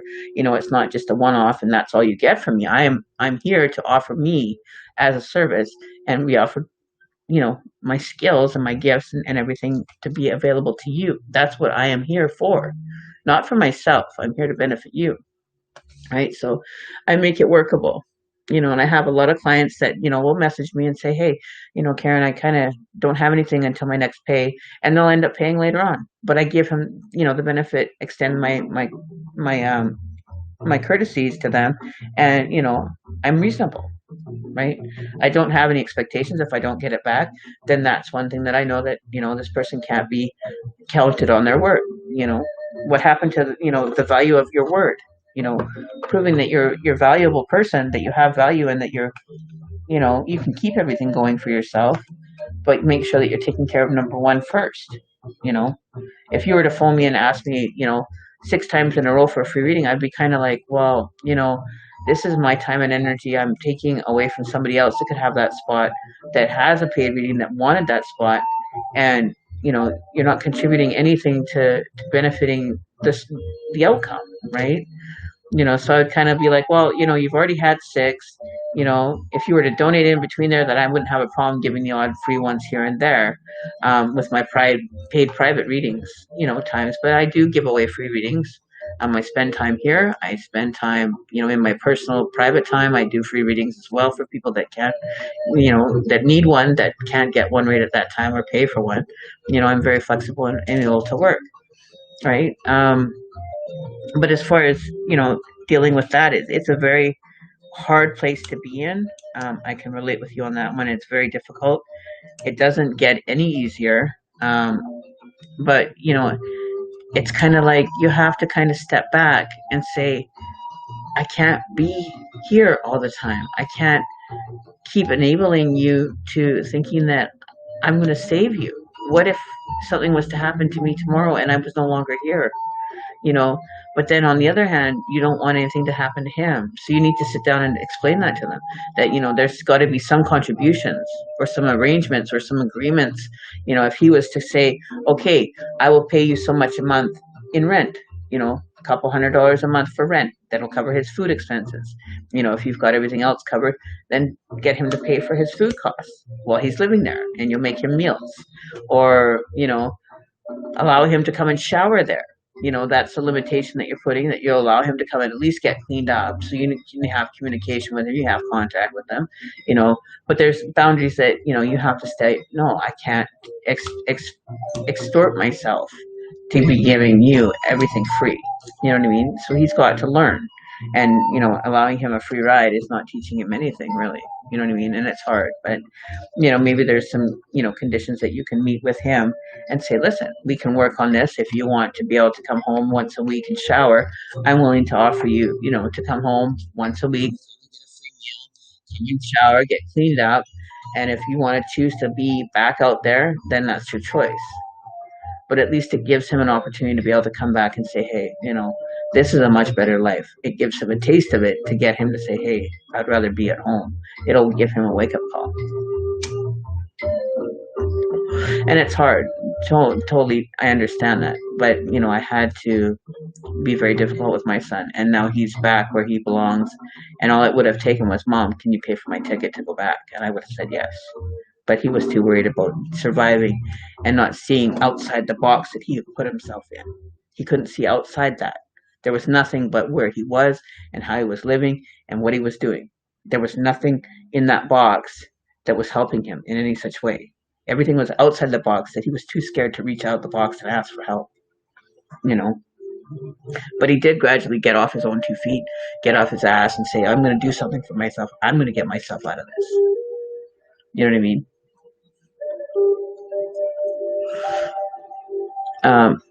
So don't look at things as a loss. Think of them as, things that are no longer being of service to you, that you can't have control over. You have control over, and I always say, I was told this by my partner, you only have control of this space here. That's all you can control. Nothing more, nothing less, but from your fingertip to the other fingertip, that distance all the way around you is all you can control. That's not a very big space that you can control. Anything that you do within this space, you have control of. Anything beyond that is out of your control. And the moment that you realize that, things change. People are not in your control. If they're in your space, you can control them while they're in your personal space. But outside that, what they do, how they live, where they go is not in your control. And that was the biggest change for me, was when I realized that, and I sat back and I thought about that for a minute and realized I can't be in control. I can be in control of my own space from fingertip to fingertip. Whatever I do within that space is my control. This is my responsibility. Anything beyond that is not my responsibility or my purpose to have to control. And that's fine. You're allowed to have your own separate journeys.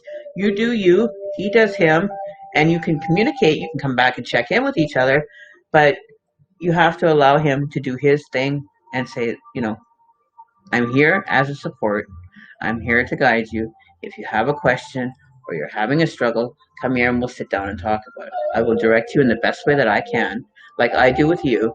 I'm not going to say, totally give up on him and just let him flounder, but, give him some options, give him some outs so that you're not totally alienating him, but you're still allowing him into your space at your conditions, on your terms. Don't allow him just to come in and wreak havoc on your space. That's where you say, okay, out of my space. You're too close. And you have the right to do that. You can push anybody or anything out of your space, or you can welcome it in.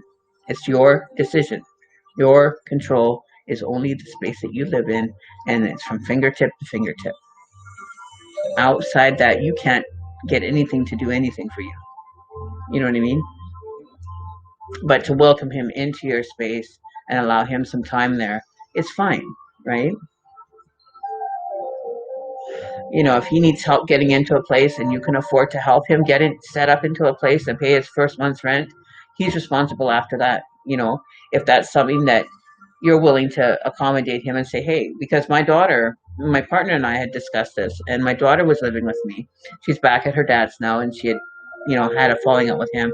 So she came to mom's house and stayed for a bit, but she's back at her dad's, and it just needed a little bit of space and some time to kind of cool off. So I allowed her to stay with me. I got her a little section in my living room that I've kind of curtained off and everything that was, her space. Which was, it kind of inconvenienced us, but it was, better her being here than floating around on the street. And she's a good kid. She didn't, she contributes. She helped out in the house. She helped tidy up. She helped clean, and she was doing her thing. Right. So now she's back at her dad's. He's got more space for her, which is good.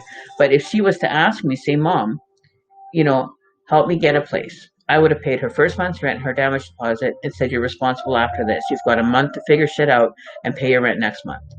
That's all I'm doing. You know what I mean? So being, working within reason, don't overextend yourself. Don't extend yourself so much that you're having to lose out on your energy and time. But at the same point, keeping yourself safe and provided for, and make sure that you have what you need to get where you need to go, because that's the only person that's going to do it is you.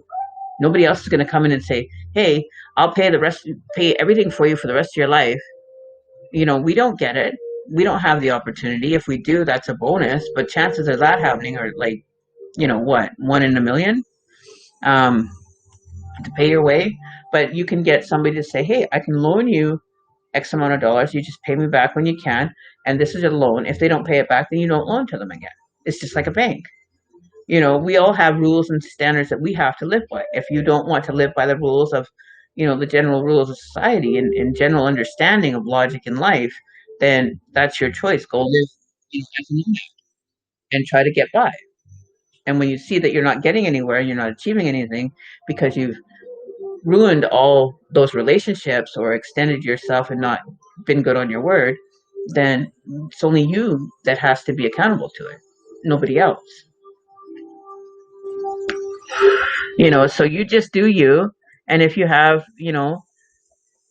voice it out saying that this is an option for you, this is an out. If you want to take it, this is the condition that you have to follow through on.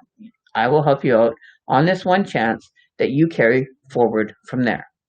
You give him a stepping stone. If he chooses to take it and carry it through, if he doesn't, then he's got a place to live free for a month. Big deal. That's all you do. You don't say, okay, well, next month I'll pay it because you didn't do any work, blah, blah, blah.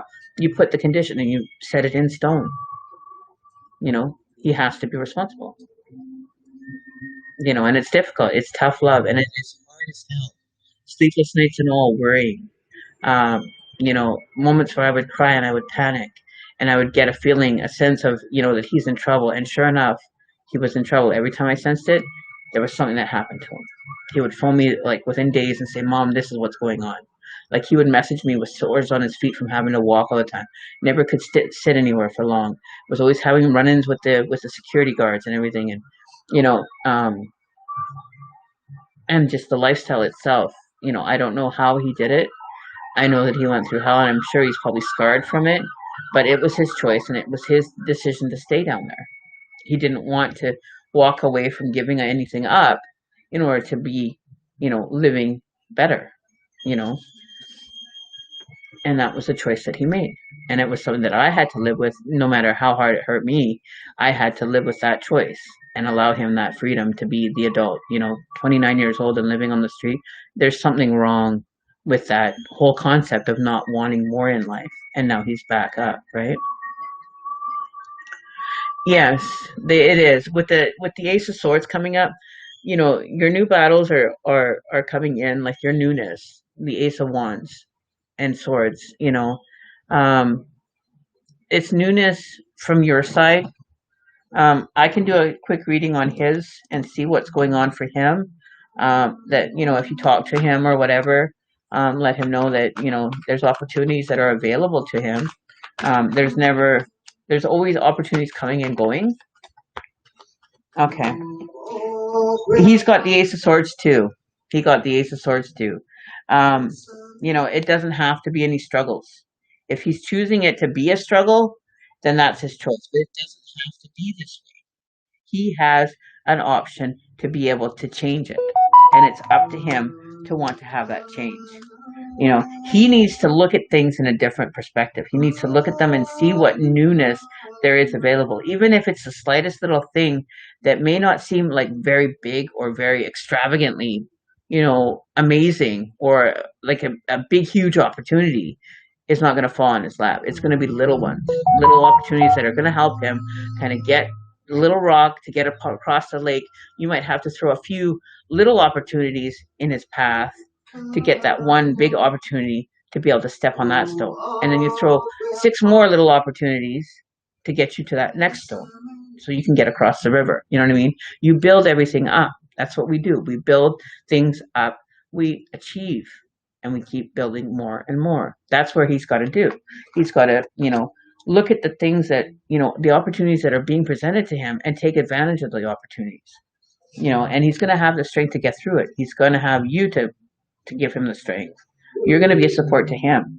But he only can see that if he's willing to look at it. That's where he's got to take that opportunity to look at the growth that's happening. And it may not be, an amazing big growth change or big transition. It might be the little transitions that are going to help him along the path. So, he's got a little bit more work to do before he's going to yield big results, in other words. Okay? But he needs a lot of strength. He's going to have the strength to do it if he chooses to have it. It's his to take if he chooses to take it. But if he's not going to take it, then it's just going to go, the opportunity is going to pass him by, and he's going to be like, I missed that opportunity. He's got to wake up and say, hey, listen, I want more out of life. I want something to be something. Because you can't make nothing out of nothing. Right? So he's got to wake up and say, hey, listen, I want more out of life. He needs to wake up. He needs that coffee in the morning to get going, or he needs that, bottle of pop, some Coke, some Coca-Cola to drink to get that energy to get him through the day. You know what I mean? The drug thing, he has to make that condition. You tell him, I'll help you out with your rent for your first place if you go into treatment. You make conditions. He goes into treatment, he's got a roof over his head for 3 months or however long he wants to stay there. Then when he gets out, he's got a place to move to, and he's got that month to get settled. He's got a month to get a job and get everything settled, and he'll be in a better frame of mind to be able to achieve, success at being more successful at getting things done. So if you give him kind of a reward for, taking the step to go into recovery or whatever he needs to do to walk away from that, then give him that that cookie or that tidbit to say, okay, if you complete this, I will give this part, or I'll make this conditional agreement with you that I will help you with a month rent after you get out of treatment. But if you fall off that wagon and you don't do anything, then I'm retracting all my conditions for you. I will not help you in the future. And you give him that out to be able to do it. You know what I mean? So, you know, when you're ready to do it, you know, when you feel comfortable and safe enough to do that, then that's an option that maybe you can think about doing. You know, that'll kind of say, hey, you know, my mom's giving me an opportunity, and express to him, say, I'm willing to extend myself to you one more time, and after that, I can't do it. I will not allow myself to enable you anymore into this behavior. You'll have to cut that tie, and it's hard to do. You know, it's a very difficult place to be in. It's very hard. I know it was for me, and I don't wish it on anybody. I really don't. But I can relate to you, and I know exactly how hard that is. And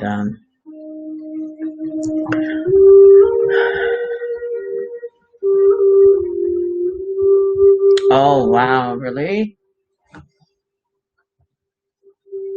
So you know, you can either stay down and stay stuck in that mud. And there was one time I was having an experience, and I was awakening when I was going through it, and this picture of this girl in this mud puddle, and I was feeling stuck. I was feeling like I wasn't getting anywhere. I wasn't doing anything. I was stuck in a mud puddle that I couldn't get out of, waiting for somebody to come and rescue me. Nobody's coming to get me out of this mud puddle. I have to stand up and get myself out of the own damn mud puddle. You know, if there's a stick nearby, I'm going to grab that stick and try to help myself out. I'm going to grab the tools that I need to get myself out of that puddle. You know, I had to figure out how I was getting unstuck from this big mud puddle. And she had mud all over her face, and she went plop in this puddle. You know, that's probably where you're feeling you are. You know, you have to figure out, how am I going to get myself out? Well, you're going to push yourself up. You're going to push your hands down. You're going to put your hands down. You're going to push yourself up. You're going to lift your feet forward and move your feet forward. You're going to stand back up, and you're going to get out of the mud puddle. Why is it so hard? It's not. It's just logic, common sense, and general purpose, you know, to get yourself through it. Because you can't stay down forever. You know, you can't stay down. You know, if you're really down and out, and you're really, you know, going through depression or anything, then you need to seek a medical professional to get you through that, you know, that transition. But if it's stuff that, you know, you can get through, like saying you're out of coffee, you don't have coffee for the day, you're going to make it through that day without that coffee, regardless. You're going to get through the day. You're going to move. You're going to operate. You're going to function to get yourself through. Or you can just shut down and achieve nothing. And then you're still, the next day is the same thing. You achieve nothing. You go without the coffee. You go to the grocery store. You come back. You got your coffee. But you have to go somewhere to get the coffee and bring it back. You know what I mean? So you have to do the work. You can't just say, to hell with it all, and throw it all away and say, I'm not doing anything anymore. Right? You still have to operate. You still have to get out of bed in the morning. Still have to get up and go pee.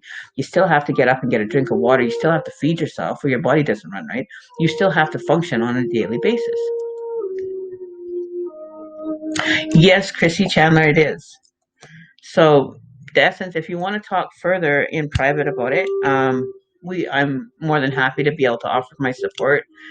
Be there for when you need somebody to sound off to, and let it release that energy or that frustration, whatever. I'm there. I'm here, 110%. I'm here. I'm not going to say because you came to my live stream that this is all you get. You get everything that I will contribute back to you, and be there as your sounding board for whatever you need.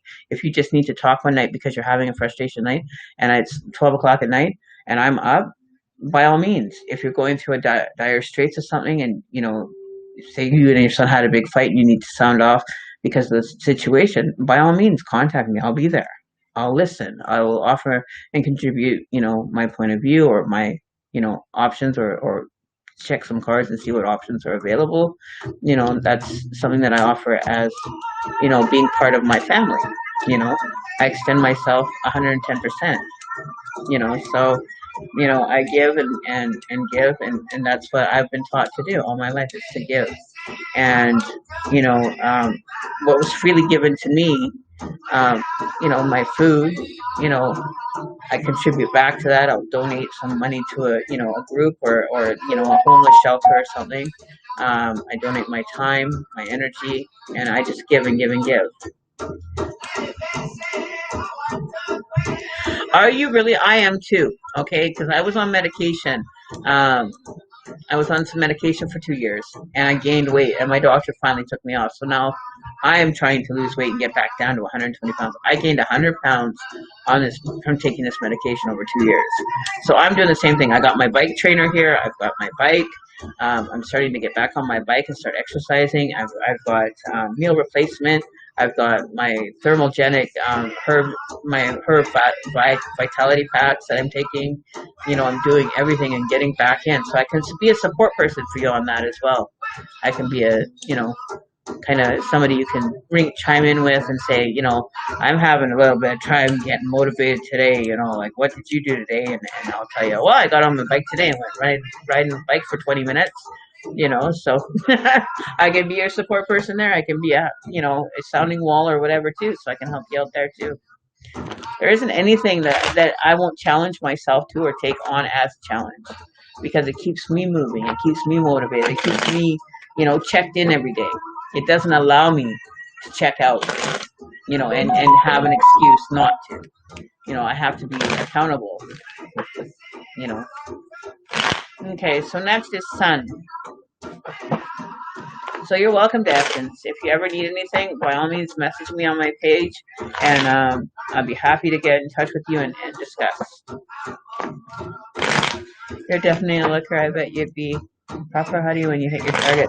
Oh, damn. Was I ever? Oh, I'm going, I'll be 48 this year, and when I was 120, I was a little bit overweight before. I was like 160, and then I started riding my bike and getting down in my weight.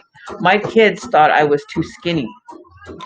They thought that I was, and my proper weight is supposed to be 124. I'm 5'4" and 124 pounds last year. And my kids thought that something's wrong with mom. Because I dropped the weight so fast because I was exercising and everything. And they thought, you're too skinny, mom.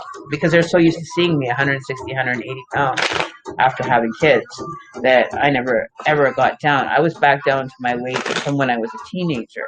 And I loved it. I was fitting into small clothes and, buying my clothes. And I was like, oh, yeah, this is great. And then the medication came in and it shook me right up. It took me right up. So that's my next challenge. And that's what my journey is. Now I'm starting the weight loss journey now that I'm no longer on this medication. It's totally wreaked havoc on my life. Literally wreaked havoc on me for 2 years. I'm so relieved to be able to be off of it now. So I got my vitamins, I got everything, and I've got my little bottle of Slim Fast that I got in today, my little jug of Slim Fast for my shakes, for meal replacement shakes. And then I went and bought some chips, so I have treats to, little rewards that I can cheat on for my cheat days that are, set aside for those days where I'm feeling a little bit like I want to have something to snack or something, right? Oh, thanks, Mike. I appreciate it, darling. But you'll wait. You go and watch some of my older videos, like about a year ago, a year and a half ago, and you'll see the difference in my face. My face was really shiny and really skinny.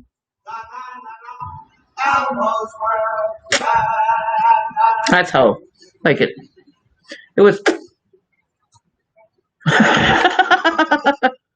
I got chubby cheeks now. I'm just so chubby. But yeah, no, I'm working on it. I've already started, so give me a year and I'll be down to 124 pounds, if not within the year. I'll be back down to my goal weight, if not sooner. So, wish me luck. But you guys will see the differences. You'll see me change over time.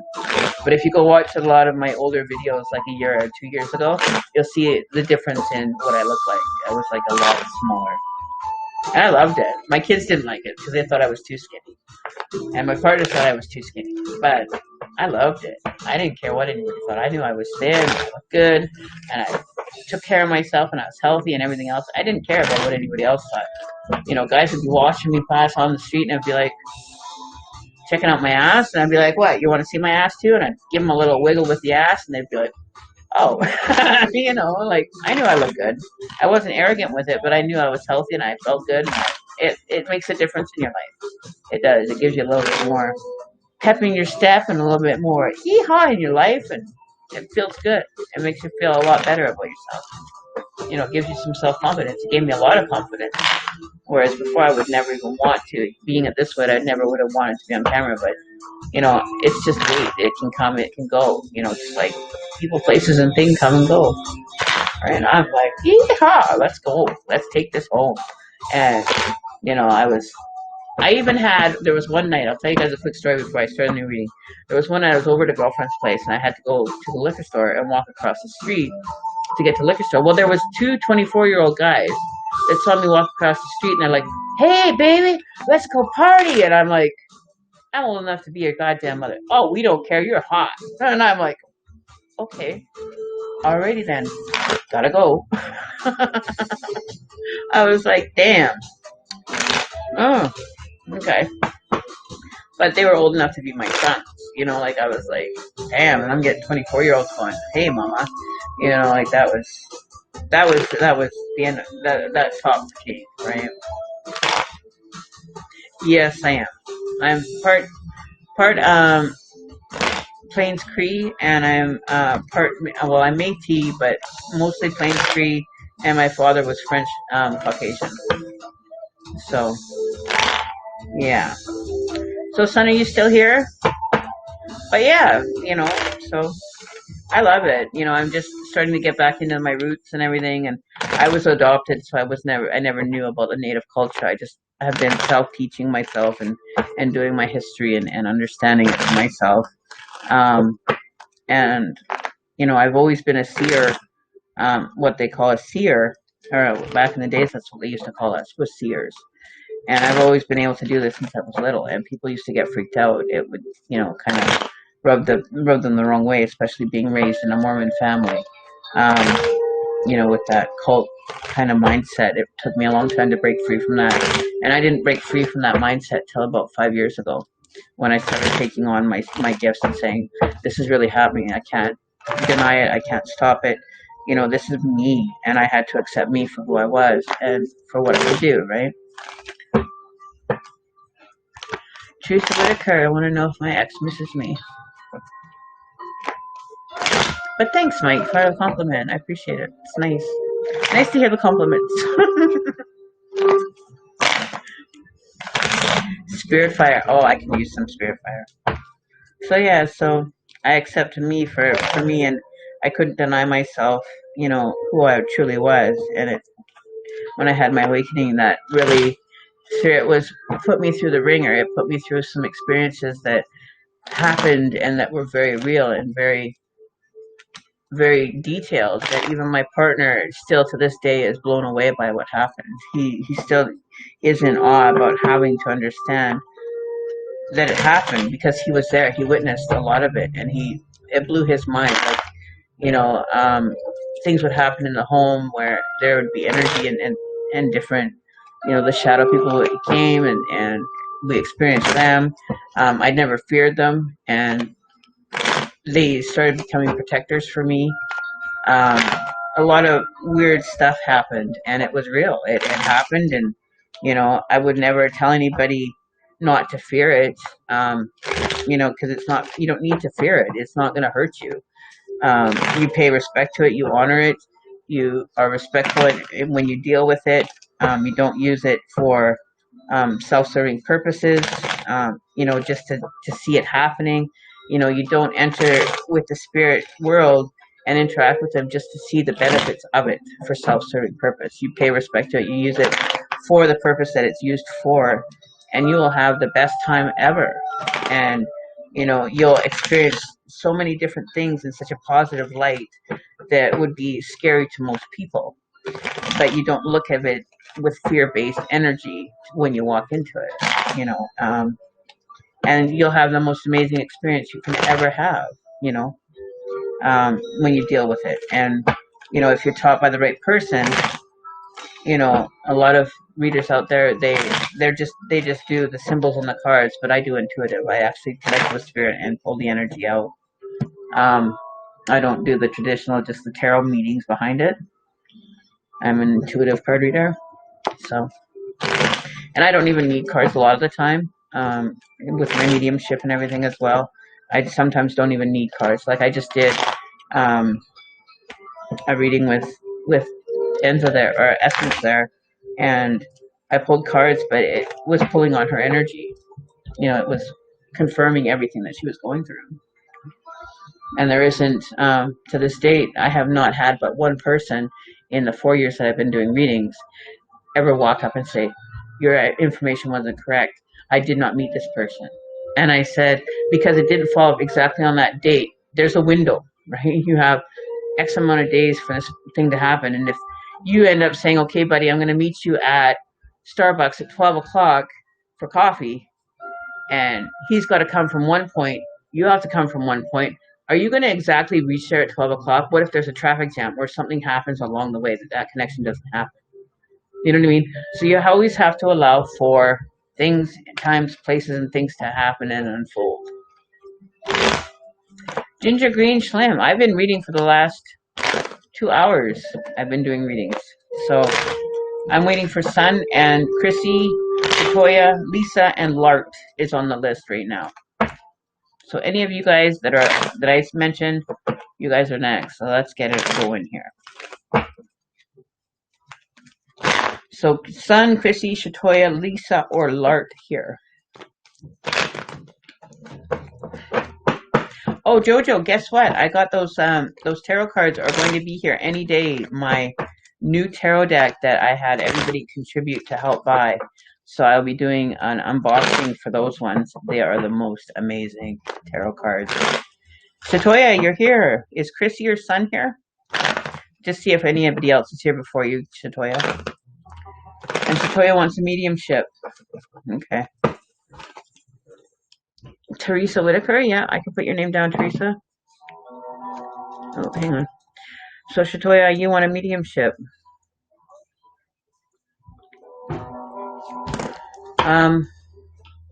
And for that, I'm going to do something special for you, Shatoya. I am going to turn on my afterlight box. Okay, give me a sec here. We're going to turn on the afterlight box, you guys. And you can hear spirit energy talking as we do this. Okay, so Shatoya, we're going to turn on the spirit box.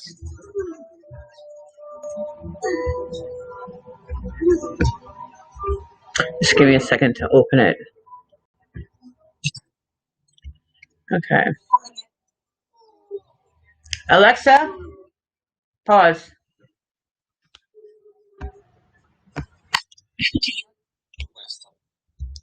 I don't know if you guys can hear that. Let me know if you can hear that. Give me a second here. August. Okay, give me 1 second. I'm gonna grab the Bluetooth speaker.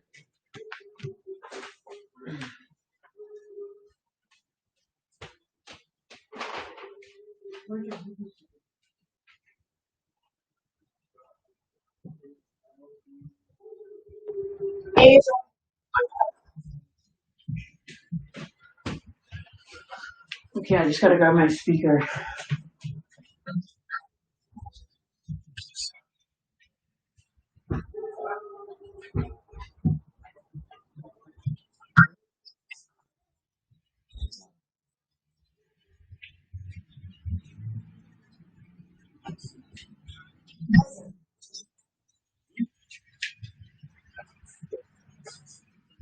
What?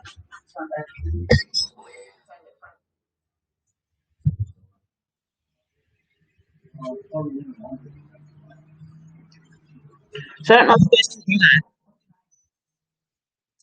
I know my spirit box. I just got a new computer, you guys, so it is much better. So I can actually have the live stream and the spirit box going at the same time, whereas before we couldn't get it to work at the same time. So I'm just waiting for my speaker. I don't know if you guys can hear it.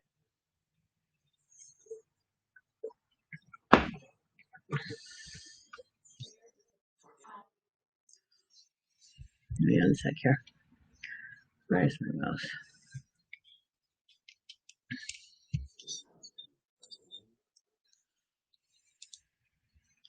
Okay, give me a sec here. Let me just change this. Explain.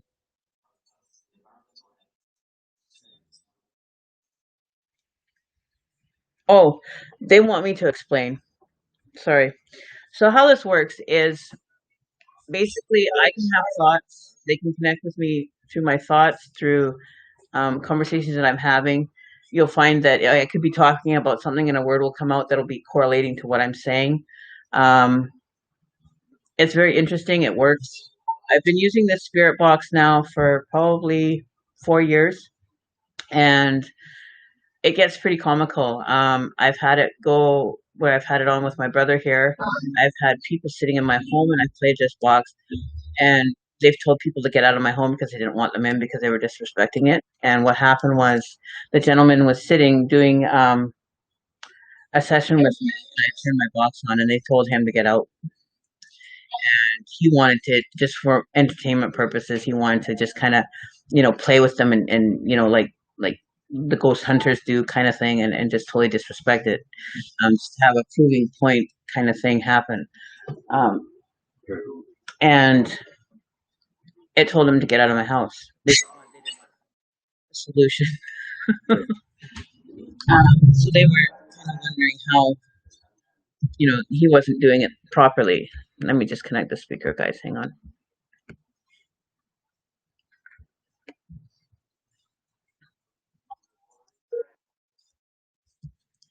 Okay. Okay. So I'll turn this up now. Let's see if it works. Yeah, that might be able to be better heard. Um, so I trust in them. I believe in what they say. You will get ones that are a little bit devious. I had it where me and my partner were using it one night, and he went like this, and he says, "What am I doing?" And they said, "Thumbs up." Um, I've had some really bizarre experiences with it. I haven't used it probably in the last 3 or 4 months. I've taken a break from it, so they might not be as vocal as they normally are, but they are pretty vocal. Um, indicate. So indicate. Okay. Um, why is that one not coming through?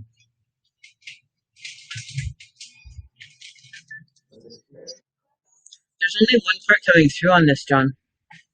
There's only the Ovilus box part is only coming through, not the actual other part.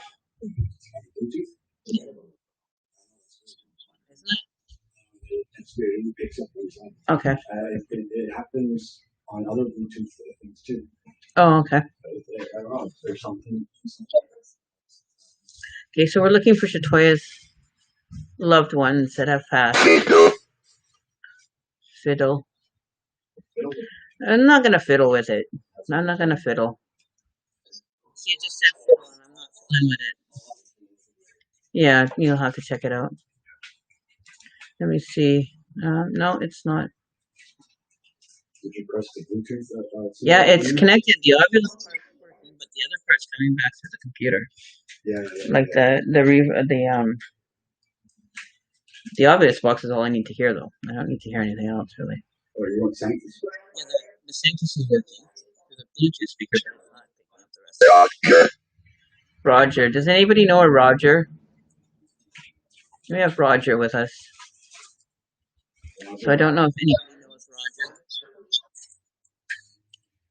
Hi, Roger. My name is Karen. Welcome. What would you like to say today, Roger?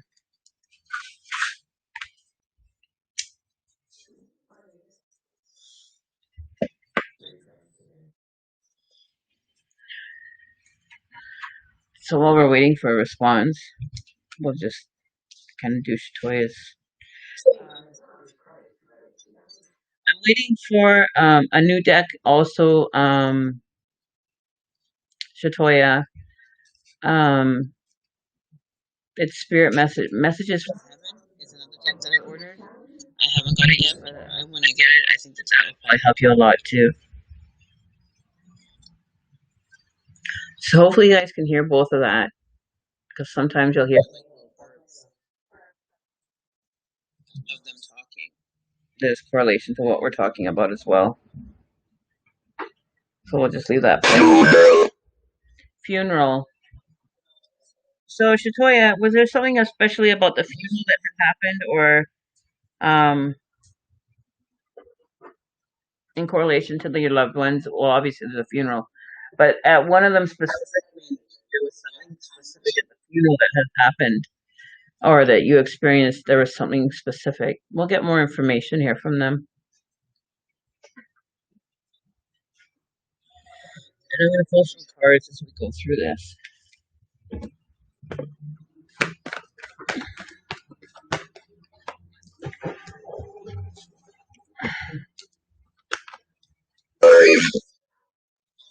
Arrived. Okay.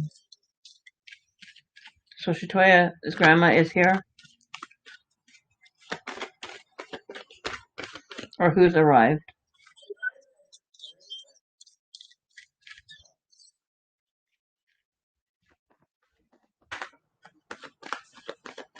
Alexa, continue.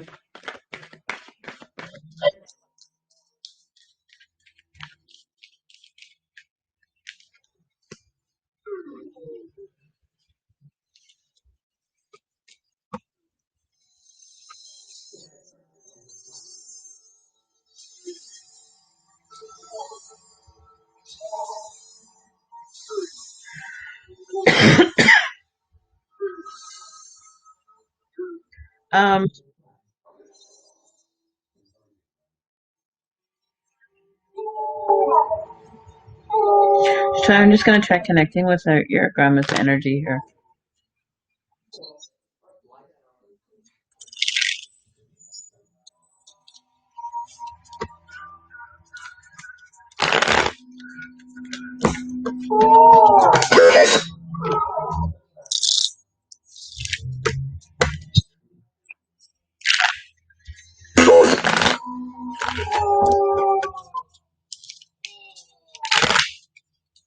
Perhaps not.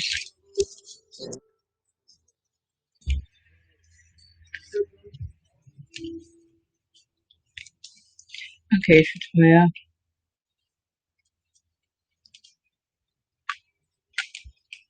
Let's pull a couple of cards here from another deck for you.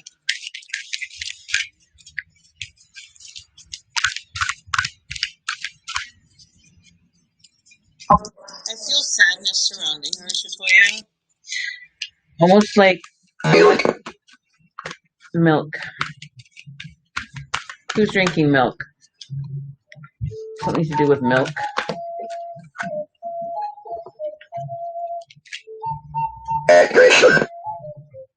Aggression. Who's showing aggression? They're not welcome here if they're showing aggression. No aggression is allowed here.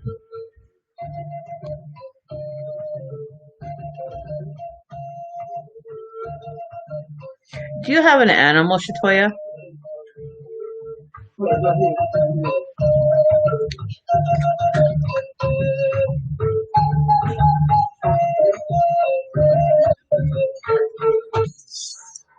I have no idea how many people are watching right now, but we have people on the YouTube side as well. So we have 3 or 4.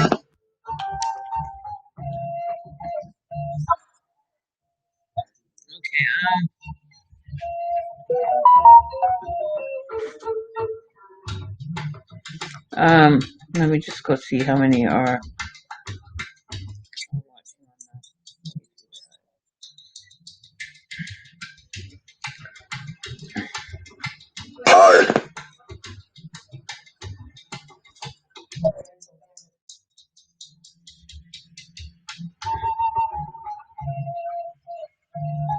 Okay, so we're gonna get some readings done here.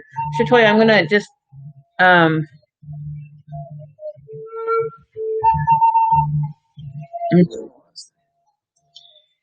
Emmy, Phoenix, how are you? We're gonna do a couple readings here as we going, Shatoya, and let's see if anything comes through. Um, but I feel that there was a bit of sadness surrounding her at this point. When I deal with them, like I kind of people say that there's no emotion carried on at the afterlife. I've experienced it where there is emotion, there is people that still carry their emotions with them on the other side. I don't feel that it fully leaves. You're not living in a blissful kind of state of affairs.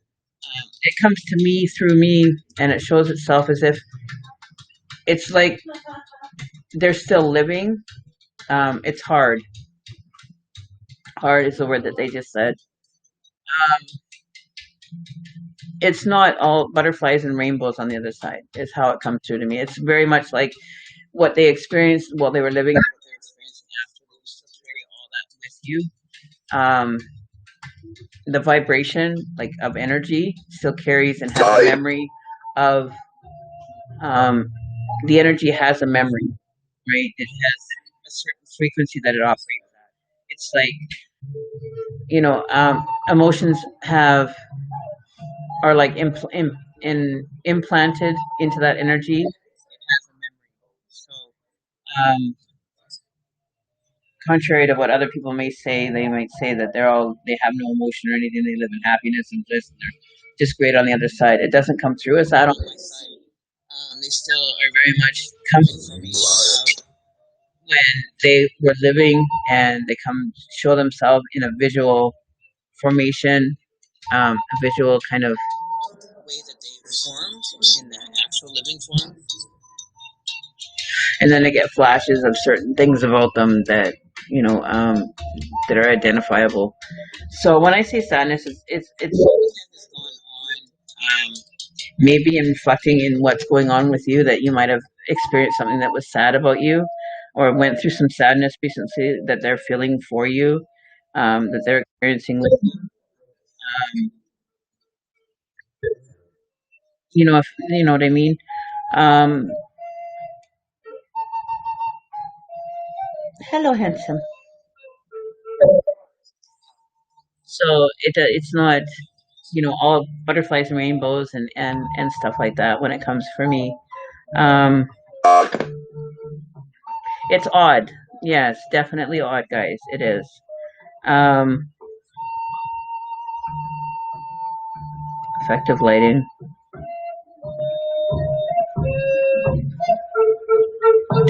You don't have a okay. Have you been thinking about getting a pet?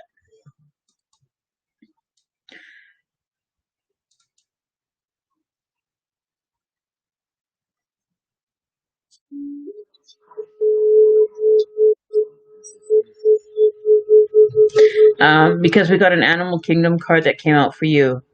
So I don't know if you've been considering getting an animal or had thoughts of, the dynamic of animals and the lessons that they can bring you or teach you. So you may have been experiencing a repetitive animal coming into your life, because you got the animal kingdom card. So there's something saying that that something that sleep. Yeah, I know sleep. Um, and that your sleep could not be might be a little bit off too. Um, but consider that. Consider actually following through on getting yourself a dog. Um, Choose one that's drawn to you. Don't just go and pick the dog. Allow the animal to pick you.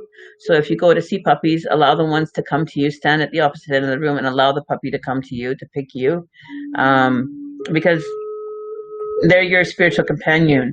They will be drawn to you. You don't pick them. They are drawn to you for the best effect. Like with my cats, my young female that was shown earlier, the white and gray one, she was a gift.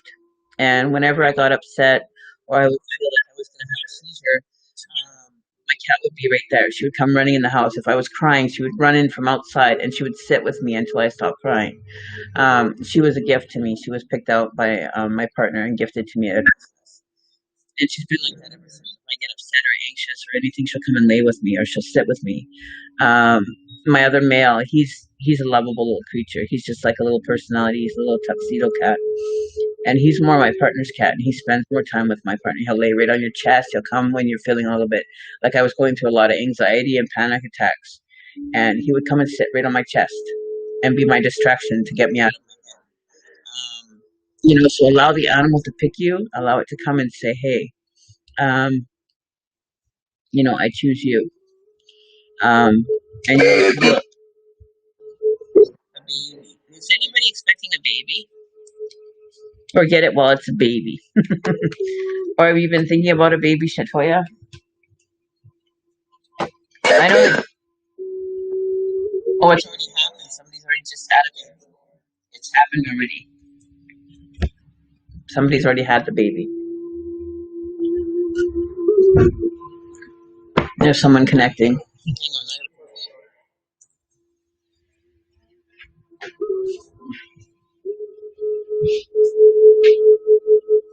Okay, so let's get down to some readings. So Shatoya, the cards that came out for you are kind of making me wonder. Like we got the sleep. They said sleep, and then we got this card here that talks about worry and sleepless nights. So what's going on there, love? There's something that's happening there for you lately. The other thing. Okay, so you're gonna probably have another baby. It's happening. It's already happened. Like it's happening. You're gonna have another child.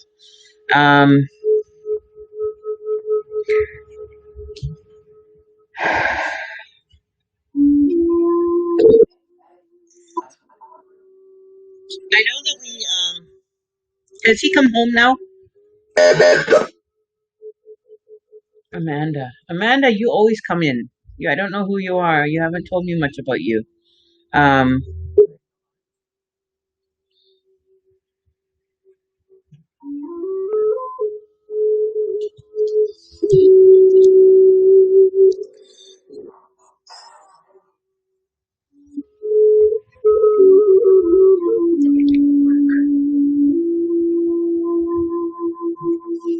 a boy or girl? No, but it's already been written. Like the it's already happened. Like it's already been written into the book of life that you're going to have it. Is what they said. Like it's set to happen. So you can be guaranteed for it to happen. Hang on, I'm gonna let you out again, baby. Come on, the outside you go.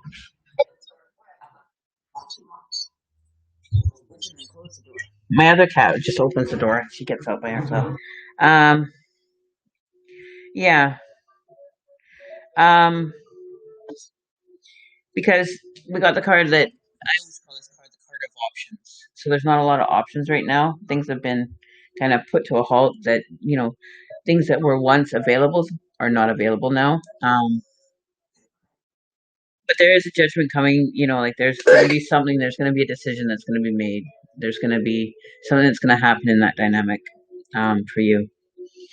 So hear of good news, but it's going to be some good news. It's not in the reverse, so it's definitely going to be good news for you. Pull one more card for you, Shatoya. And let's see. Eight of Pentacles. So you're going to be spending some more time reflecting or reminiscing. You're going to spend some time thinking about things or replaying moments in your life. You're going to do some reflecting, remembering of moments that you cherish. You're going to get back on track. They said. So things are going to get back on track.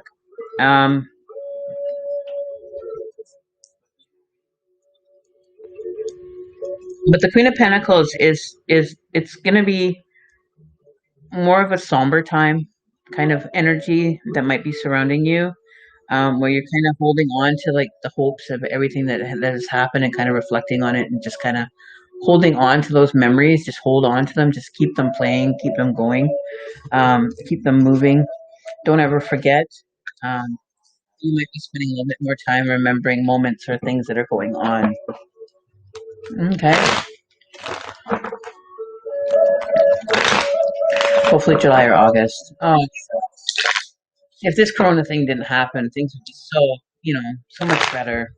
But it's ruined it for everybody. This COVID thing, and not taking the proper measures,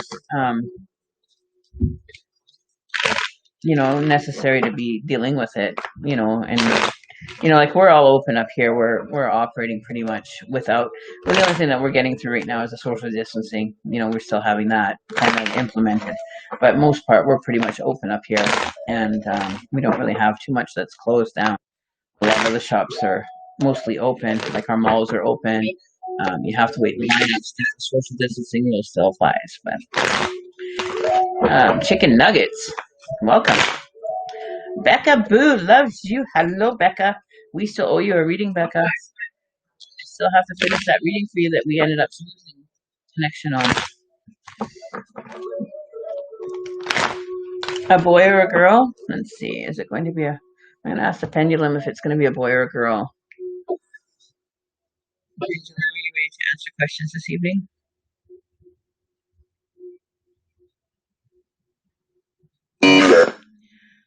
Pendulum. Is Shatoya going to have a boy or a girl with the baby that is planned for her?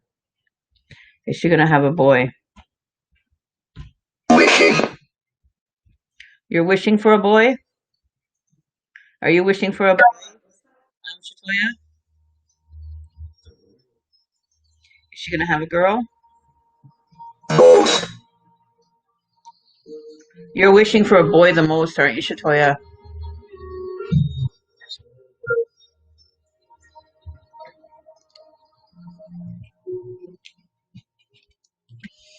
Becca Boo, heart to you too.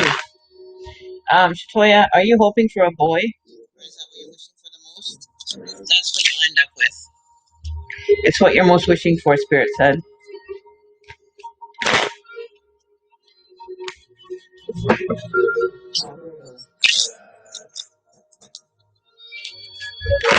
You'll end up with your boy then.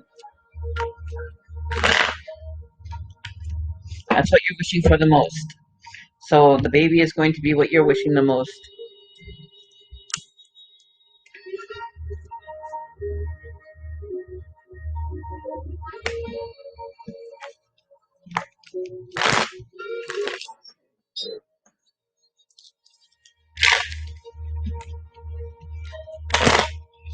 Okay, so it's... You already have a girl, so you're going to get your boy.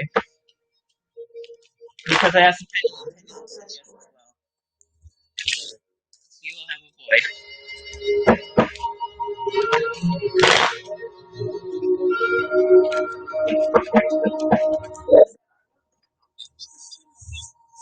Any other questions, you guys? So Shatoya, that's what I've got for you today. We'll move on to the next person here. We have Lisa, Lart, Teresa. Let's see, who do we got here? Let's check in here. Let's go through the comments here. I'm just kind of catching the comments as they're going by here. Phoenix, Tarot. My night's going good, Phoenix.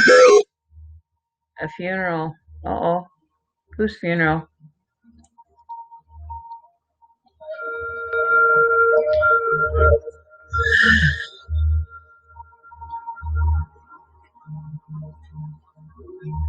Aw, Jojo. My cats are the same way. I even go out to the store and they're just all over me as soon as I come back, looking through the garbage. They look through the bags to see if there's anything that smells good to them. They do their own shopping after I come home with all the bags and they go looking for their treats. And when they find the treat bag, they sit down by the bag and they wait until I empty it. So I always do it last and they'll sit there and eat until the treat bag comes out. They just know that I've got them something. Okay, so let's see here. Lori, if you have the time, last year I had surgery, then more in a coma for 2 months. Not expected to make it. Okay, so Lori wasn't expected to make it, Spirit, from the coma she had. She was spared, but she's lost her mom, dad, and 3 sisters, and she doesn't know the reason why she's a miracle. Do you have any information for us, Spirit, as to why she was spared?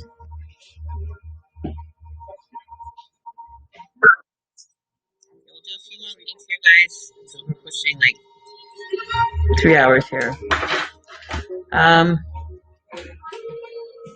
Oh, okay, so maybe that's who's coming through. Trina is your uncle and maybe coming home. Coming through, trying to come through for us, because that's the second time we've heard funeral. What is your uncle's name, Trina? We're just doing randoms here, so you guys just kind of hang in there, and if we get your questions, we get your questions. If we don't, we don't.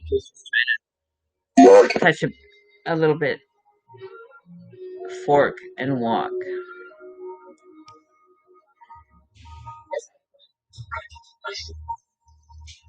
Was he a religious person, Trina?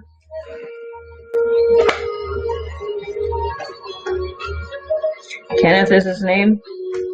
Was he religious, Trina?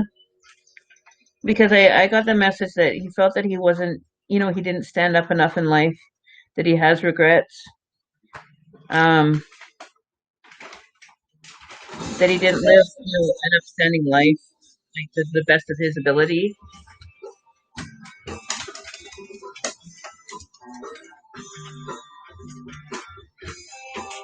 He feels guilt surrounding that.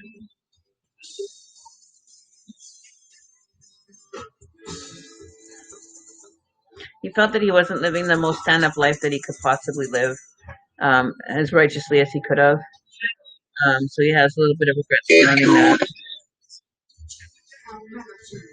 Alexa, Native American music. Native American music on Amazon Music. Was he in good shape or was he in bad shape? Like, did he do a lot of walking? Node.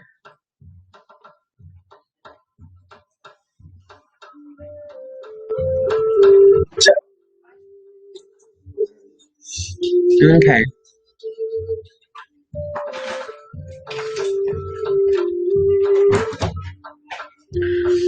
Why you're the miracle?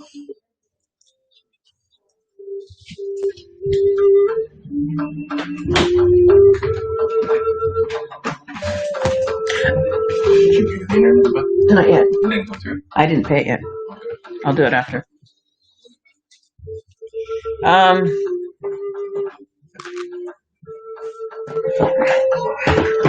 Okay, well, I'll phone them. What time is it?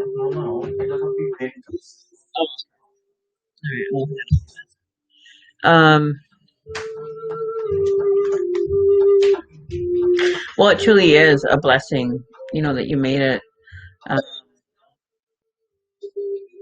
think that you didn't complete that made it so that you ended up coming back. Your time wasn't over. It wasn't. But there was something else that was going on. Not only that, they said.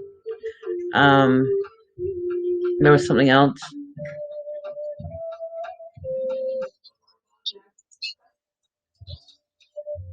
Blind.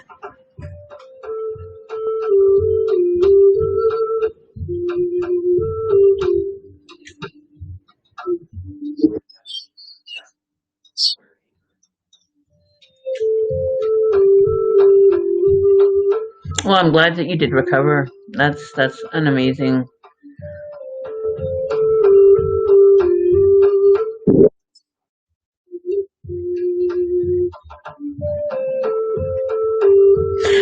What I heard was that there was a condition. There was an arrangement made, an agreement that,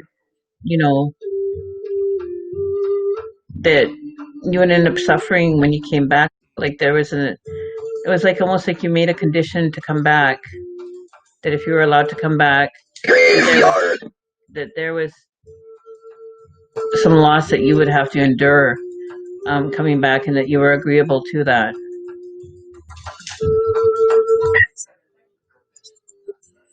To come back to find your purpose. There's a purpose for you to be here now. Graveyard apart. They were called accordingly to the other side.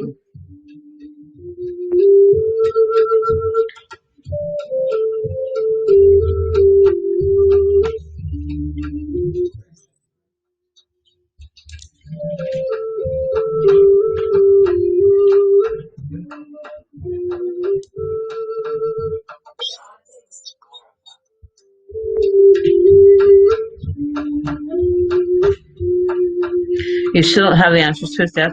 Trina, contact me through my page, and I can do a session with you. Kind of sit back and look. I don't have a lot of time to really connect quickly. It's very quick and brief when I'm doing these ones live because we have so many to get through. Um, but that was one of the main things that he wanted to say. So we'll try connecting again with him, but contact me via my page and we'll see what we can come up with. Um, I usually like to meditate like a half an hour before to see what comes through. Usually I'll get like signs, cues, messages through that I will come and bring to you, and then we can discuss maybe what's going on. Um, and the accuracy is there. I do them. I would rather prefer where I have time to meditate, to be able to take 10, 15 minutes out, to be able to connect with the energy, get some messages, get some cues. 15 minutes, yeah. Um, to be able to get the messages through with accuracy. So I prefer to do those a bit more with the private. But I have no problem doing a session with you, to give you a sample reading. But the mediumships, I try to, if I have time where I can do them, which I don't have a lot of time tonight now, I will try to, meditate before to get like messages and signs or symbols that will come through. And it's more personal that way because then I can get into more detail because sometimes it's information they don't want shared. So I'm missing information that, sometimes they don't want to. Could be the reason why it's not coming through as far as that. It's private, personal. Um, you know what I mean? So so something in regards to they what? What spirit? What was they about?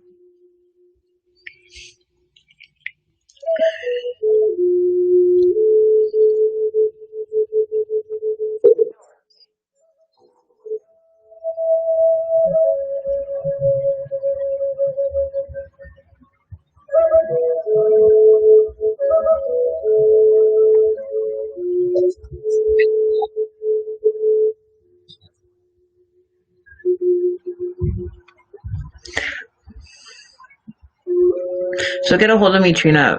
Send me a message via my page because there's something going on there that um I feel um is a bit personal there that I don't feel that he wants shared publicly. That you will be able to validate it though, anyways, afterwards, so we can discuss that further um, during a private reading. Okay, so we have Lart and Teresa. Are you guys here? Okay, so we got time for how long? How much time do we have here? We got time for maybe 2 more readings.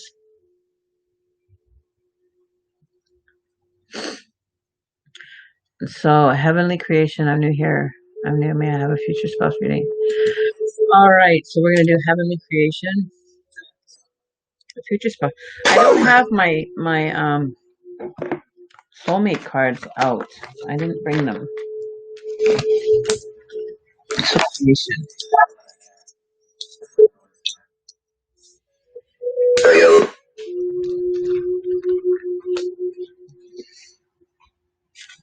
So I'm just picking random ones. Boo, we're gonna have to get you next time.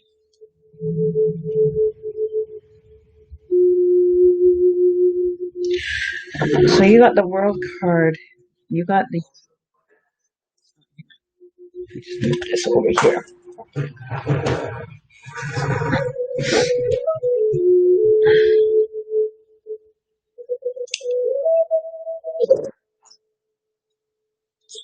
So you got the world card,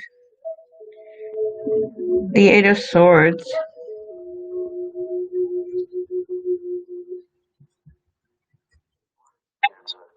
and then you got what do we got here? The 9 of Swords.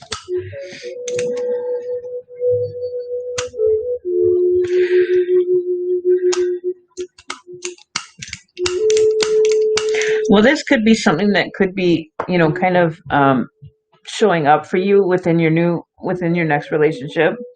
You might be finding you might be imprisoned by this relationship. So I don't know if this next connection for you is very favorable. Um, in the sense that you might be feeling a little bit stuck or bound.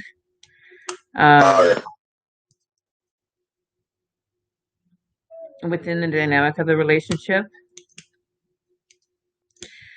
But then we have the Nine of Swords is in reverse.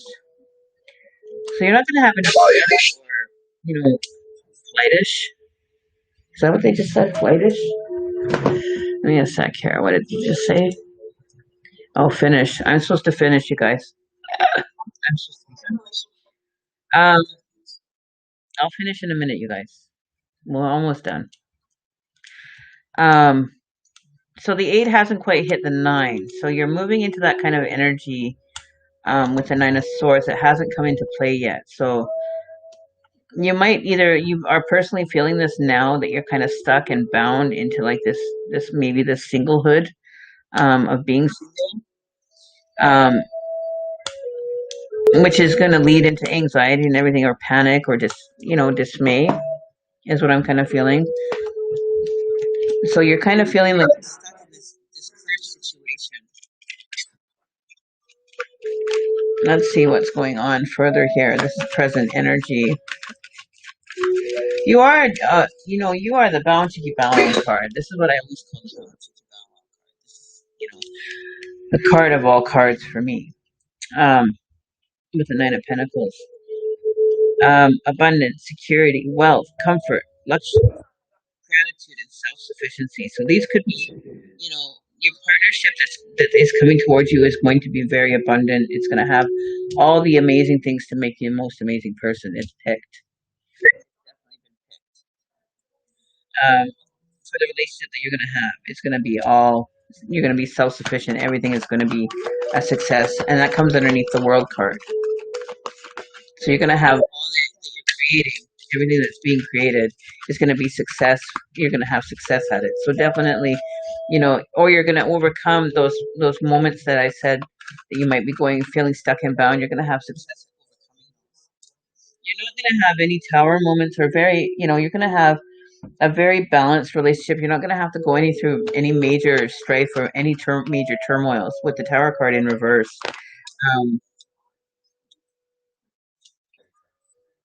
And the Tower card is in reverse. So you're not gonna have to worry about struggles or anything with the coming relationship. And it's not something that you're gonna have to put a lot of thought into. It's gonna flow rather easily.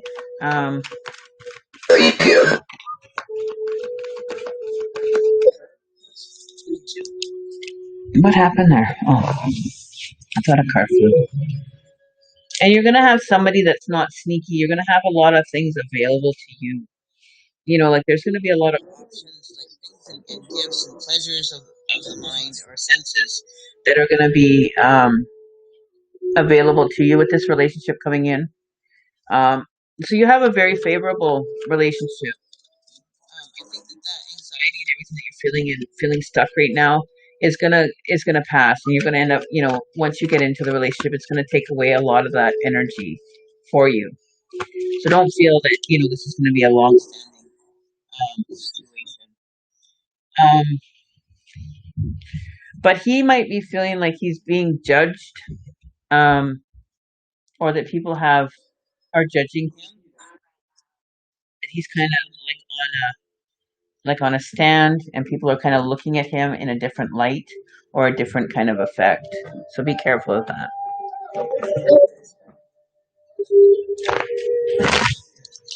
It's Divine's time. So natural Alex, the Emperor, it's patience every day. What's painful feelings for you?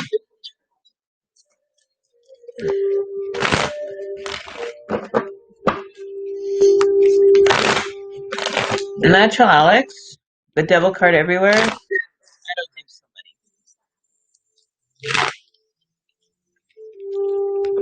Will it be soon? Let me see if we can get a time frame for you. Time frame for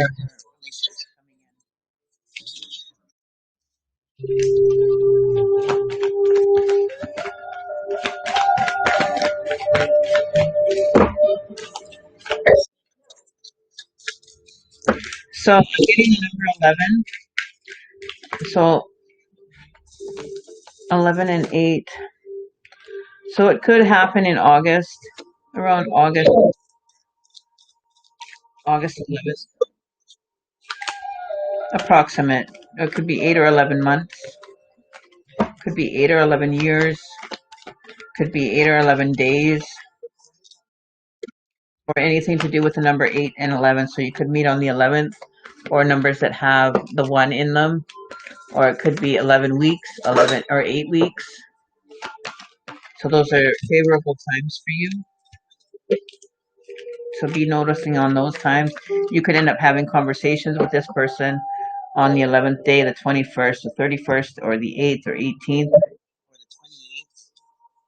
Or you could have communication with the person on the 11th hour, on the 8th hour, or you may have communications or run-ins with a person on this time. At this time, you may be making a connection. Days. It could be days. I just put it out there. I don't usually work in years. I usually, usually it's within, with mine, it's usually always been no matter longer than a matter of weeks when I get the numbers. But at the most, it would be months.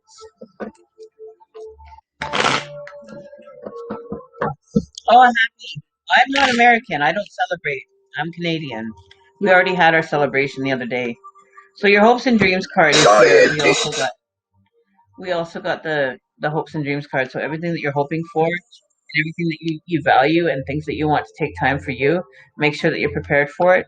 But what you're creating, or what you're envisioning, or what you're looking at that you wanting to create, have a lot of input. And when you are, the one word of advice that I'm going to give you, that I tell everybody that's looking for a new relationship, is make sure that you, before you actually want to enter into a relationship, make sure you have your details on paper. Take a book, and on one page, on the top of the page, you're going to write pros and cons, and all the pros that you want for this personality, or the person's demeanor, or the person's looks, or the person's attitude. All the things that you want are going to be written in the pros cons. Then all the ones that you don't want them to be abusive or drinking, or taking drugs, or you don't want them to be physically abusive. You don't want them to, and be very detailed about what you're requesting. And then what you do is you take that list and you sit quietly.